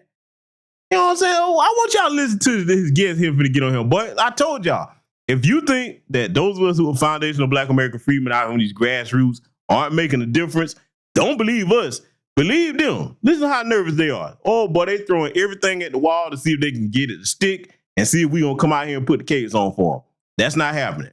The foundational Black American Freedmen Avengers are only helping ourselves now. We're tired of saving other folks. It's time for you to put in your own work. want y'all to check this out, family. Carla McAnder is director of the Legal Defense Fund's Thurgood Marshall Institute. Carla, I'm adding you to this because all of this ties together, Carla. It is meant to drive wedges between Black, Latino, Asian, Native American. The rights lawsuits, Harvard and affirmative action programs, meant to drive. I got to stop it again. I got the kids. Look, I got to do it. Family, you know you fat as hell when you got fingers that look like steak fries and shit. Parts of this boy is starting to look like food, man. Bun shaped head, no neck to be found in sight. Okay, it just look. He's starting to look little honey bun ears and shit. The motherfucker's starting to turn into the shit that he eat. You are what you eat after all. Ain't that what they say? And this little guest over here, boy, she's pretty damn pale. Why she got a railroad spike looking chin too? You could look. You could take that helper and flick her head back and throw her chin at a wall like a lawn dart. I'm just saying, man. You can play darts with her chin. All these weirdos he got on him. But see, she's finna go and explain some things here. I just had to get that off my chest. If I see it, I got to make sure y'all see it too. Anyway, let it continue. The wedge. And there are Black people who are falling for the okie doke, who are playing right into it, who think that, oh no, these are things that are just for us, when it's been established by the Supreme Court that the 14th Amendment does not only apply to the descendants of formerly enslaved people of African descent. Folk need to realize the game that is being played. This is a master race strategy that is being employed as we speak, and it's unfolding every single day. Definitely. Now let me point something out that all these tethers starting to do. For the most part, you don't never hear them talk about white supremacy this much. This is a master race strategy. Don't try to start going there. See, let me tell you what they're trying to do. They're trying to use our language and hope that we'll join in and be like, oh, see, they are talking like this. No. It's too late for that. That ship done sailed. Oh, it's time out for that. No. You are on your own, Roland. University of Tether class. You came over here. We are caught us this. We are caught us that. We need to work hard, and we lazy. No more money for Jews. All of you are talking about this is what they want us to be united with. Y'all seen it. I'm not the only platform that have shown you all the disrespect from the newly arrived Johnny-come-latelys over here. They get put up in luxury hotels in New York that the average New Yorker can't even afford to be in, and then complain about the food isn't their cultural food? Oh, you can't say you hadn't earned these deportations that's coming up here. So we don't want you to start trying to talk like you on code with us now. Hell no. We've been telling y'all about white supremacy, but now you only paying attention when it's putting a foot up your ass. Well, I need you to work hard. Because look, you're going to be all right if you really got all these hard working skills that you brag about. Your people going to be okay, Swollen Ball Martin. They're going to be all right. Y'all got it. You the MVP. Go. You can do it. Yeah, we going to Ricky Bobby. You can do it. Come on now. Yeah, get out there. I need to show you. I need you to show me what you can do. What you capable. I got my popcorn. I am watching. This is your time to shine. Okay? Now, Roland, we know you're not going to lift a finger to help anybody, you know what I'm saying, without being properly bribed with the right cold cut assortment. So we know you ain't going to do too much. But, I mean, Roland, look, it's over, man. You can be as angry as you want. There's no games being played. See, that's another thing I've been noticing about a lot of the black people, especially Democrat shillbillies, that keep talking about, man, he doing all this, talking about Donald Trump. Oh, he doing all of this. Why he doing it? Like, see, you used to people bullshit. Trump coming in like, look, motherfucker, y'all done tried to kill me on more than one occasion. Okay. Then you done sit up here and try to practice lawfare against me to get me locked up. Yeah, I'm coming in here swinging. My question to anybody that's like, oh, surprised about what Donald Trump is doing, what did you think he was going to do if he got in there? Huh? All that bullshit they were throwing at that man. And I'm like, look, I am no fan of the orange man. I'm definitely no fan of Biden. But what did you think the man was going to do once he got in office? Look, let me tell you something. while we on that, I understand exactly why he made the decision to release the files on JFK and MLK. Okay, Dr. Martin Luther King. Oh yeah, I know why. Because see, now let me tell you something, man. Trump is in a unique position. I'm gonna tell you what I mean by that. When other white supremacists, because it was white people that tried to kill him, when they try to kill their own like that, they'll be like, okay, and then you're gonna practice lawfare on me and put these cases on me and give me these criminal records and things. Okay. That's when they're like, you forgot, I know where the secret's at. Yeah. So I understand why he's releasing these files. Oh boy, I can't wait to see the entirety of all of those that are released, because contrary to popular belief, with all the goofy white supremacist trolls putting all the misinformation out, they have not released all them files yet. They hadn't. They making up a bunch of bullshit and just same thing that's been floating around on a lot of white supremacist websites for the past year. Those are not the files. They have not been released. They're still getting that together. That's going to take really a couple of weeks for them to get started implementing and releasing that, okay? Because they still looking at what they're going to release and what they're not. They ain't going to put everything out, but they're going to put just enough out. And see, for me, let me tell you something. I already know that most of the stuff they finna put out, it's gonna be stuff like, yeah, we already knew that. For most of us that are black folks that are well astute and well studied, it's not gonna surprise us. We're like, yep, they just finally admitting it now. Okay, so everybody else is gonna be confused and surprised. We're not. But let's let this jackass continue. Thank you for having me today. I think you're hitting on the core issue here, is that citizenship has always been narrowly construed to only include a certain group, and it's been very exclusionary. So if you go back to 1790 with the Naturalization Act, it was limited to free white males. Then you had, Dred Scott arguing that, a formerly enslaved person who's in the North, that he should be given citizenship rights. You had the Supreme Court responding in Dred Scott saying that, just as Taney said, that the black man has no rights to which the white man is bound to respect. And so the 14th Amendment came along and it provided citizenship, membership, and belonging to all persons, born or naturalized. And again, I'm Now, see what she tried to do? See, she could get this off on somebody that doesn't know history. Oh, no, ma'am. You won't get it off on me. Family, at that time, it was just us and them folks over here. Okay? And as far as the majority population, it was us and them folks. So at the time that the 14th Amendment was passed, that's who it was referring to, us. It wasn't a whole bunch of Asians, Hispanic, East Indians, and Arabs over here. It was just us. See, you see what she tried to do? She tried to flip that shit as if the 14th Amendment, it applies to all persons. No, all persons wasn't over here at that time.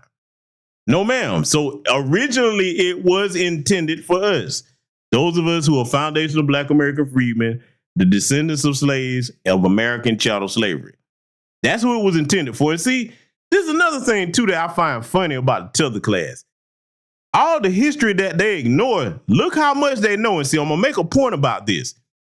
A lot of times when they be trying to pretend like they don't know, you know what I'm saying, about the civil rights era and everything before that, oh, they know the history. Look how much of this history they pulling out. You ain't never heard them recite this much history and to this point in time. And again, shout out to my brother Black Alpha Network for catching this, man, because these clips come from his ex account, okay?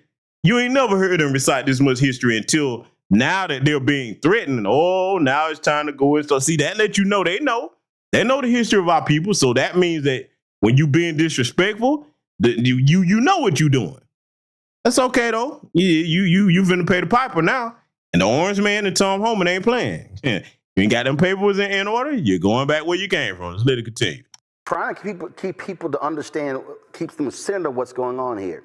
This is master race language.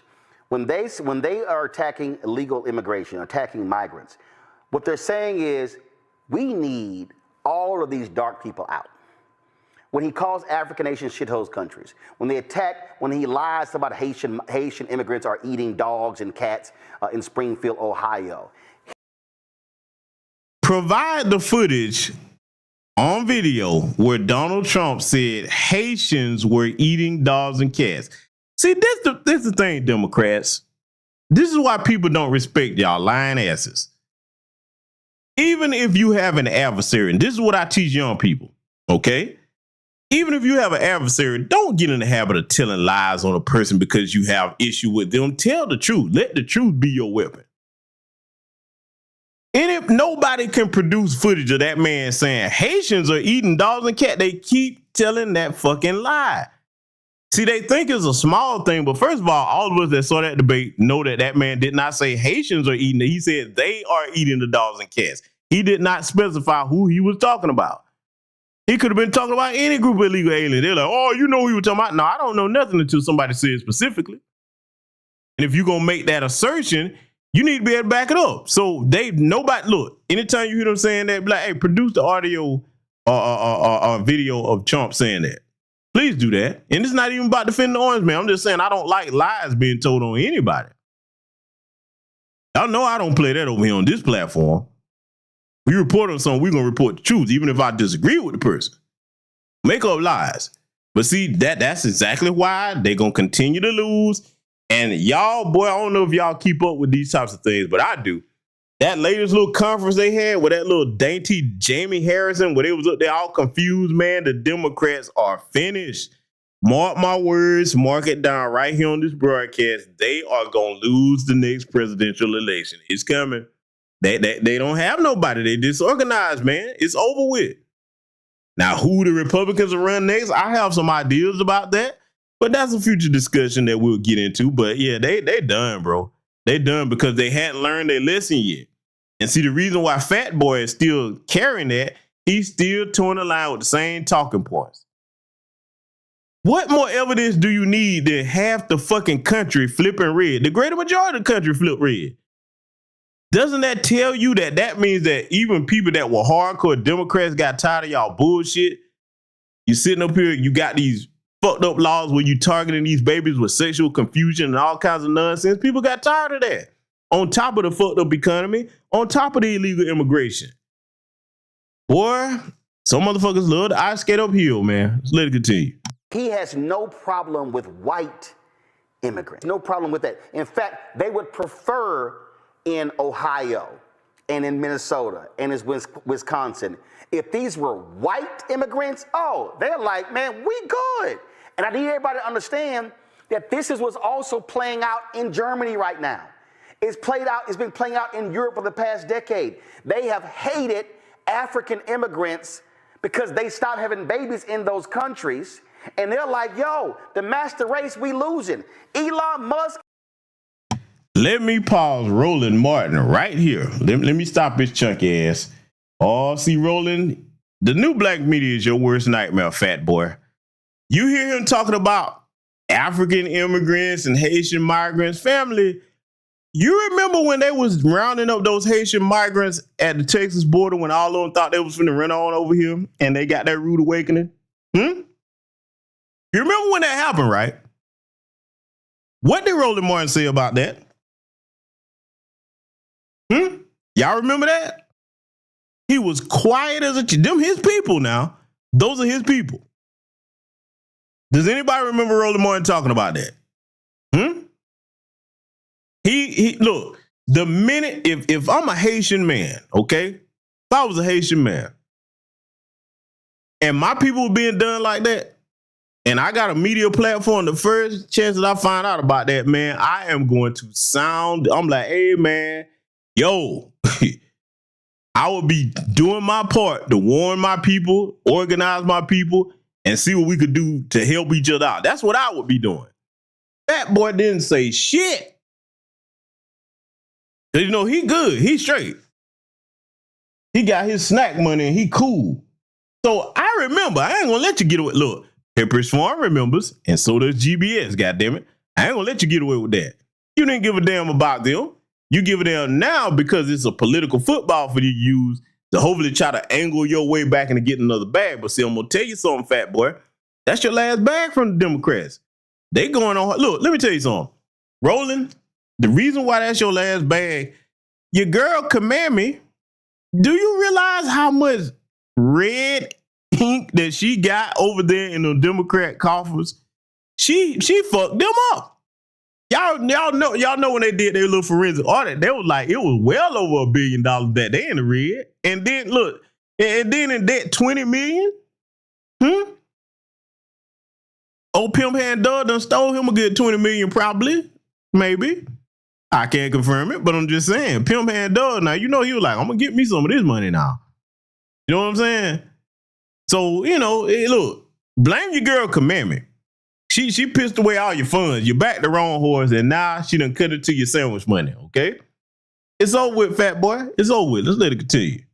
Is fixated on birth rates of white people. This is all about master race.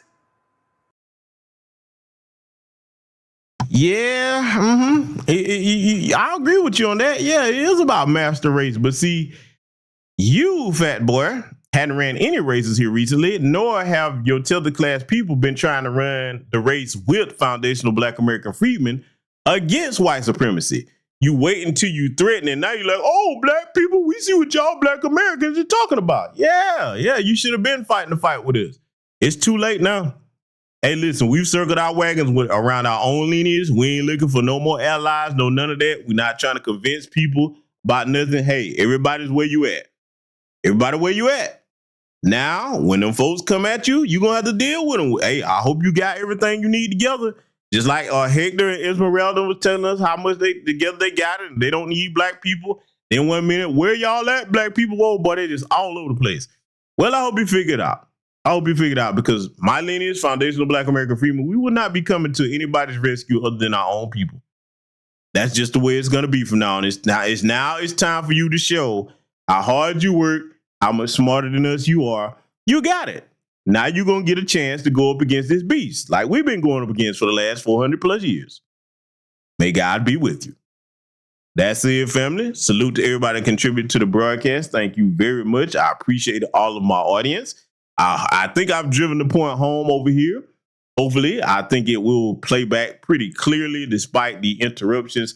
I'm going to be doing some things over here to see if we can get those issues straightened out on my end, if it is on my end. But, you know, PewTube is going to do what they do, because some of the things was looking like it was kind of their end, but I'm going to do my due diligence to make sure everything is straight with my equipment over here in the coming days, okay? Tomorrow's Patreon broadcast will be featuring Tammy Sambozo Meyer, okay? Yes, and AKA Tommy Sotomayor. You know, he hates Black History Month. And we're going to examine part 1 of why. I'm going to have to break down that into 3 parts and over there and deal with that on Patreon. So we're going to give you part 1 of that tomorrow, 7:30 p.m. Eastern Standard Time.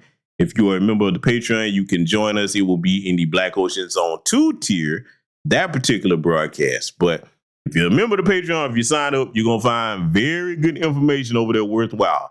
Now, I behoove you to check out the recent information I put over there about room 641A, okay? For those of you that don't know what that is, you should learn, especially you're an illegal alien. Now, with that said, family, I want you to remember to honor all of our ancestors, all of our Grandmaster teachers. Thank you, thank you, thank you, thank you. You will be sorely and greatly missed. Ancestor Neely Fuller Jr., we appreciate you. Condolences to your family. May you rest well in power. Job well done. We will take it from here, Ancestor. Love on yourselves. Remember, we're a great and mighty people, and I will see you all in future content. Black first, salute.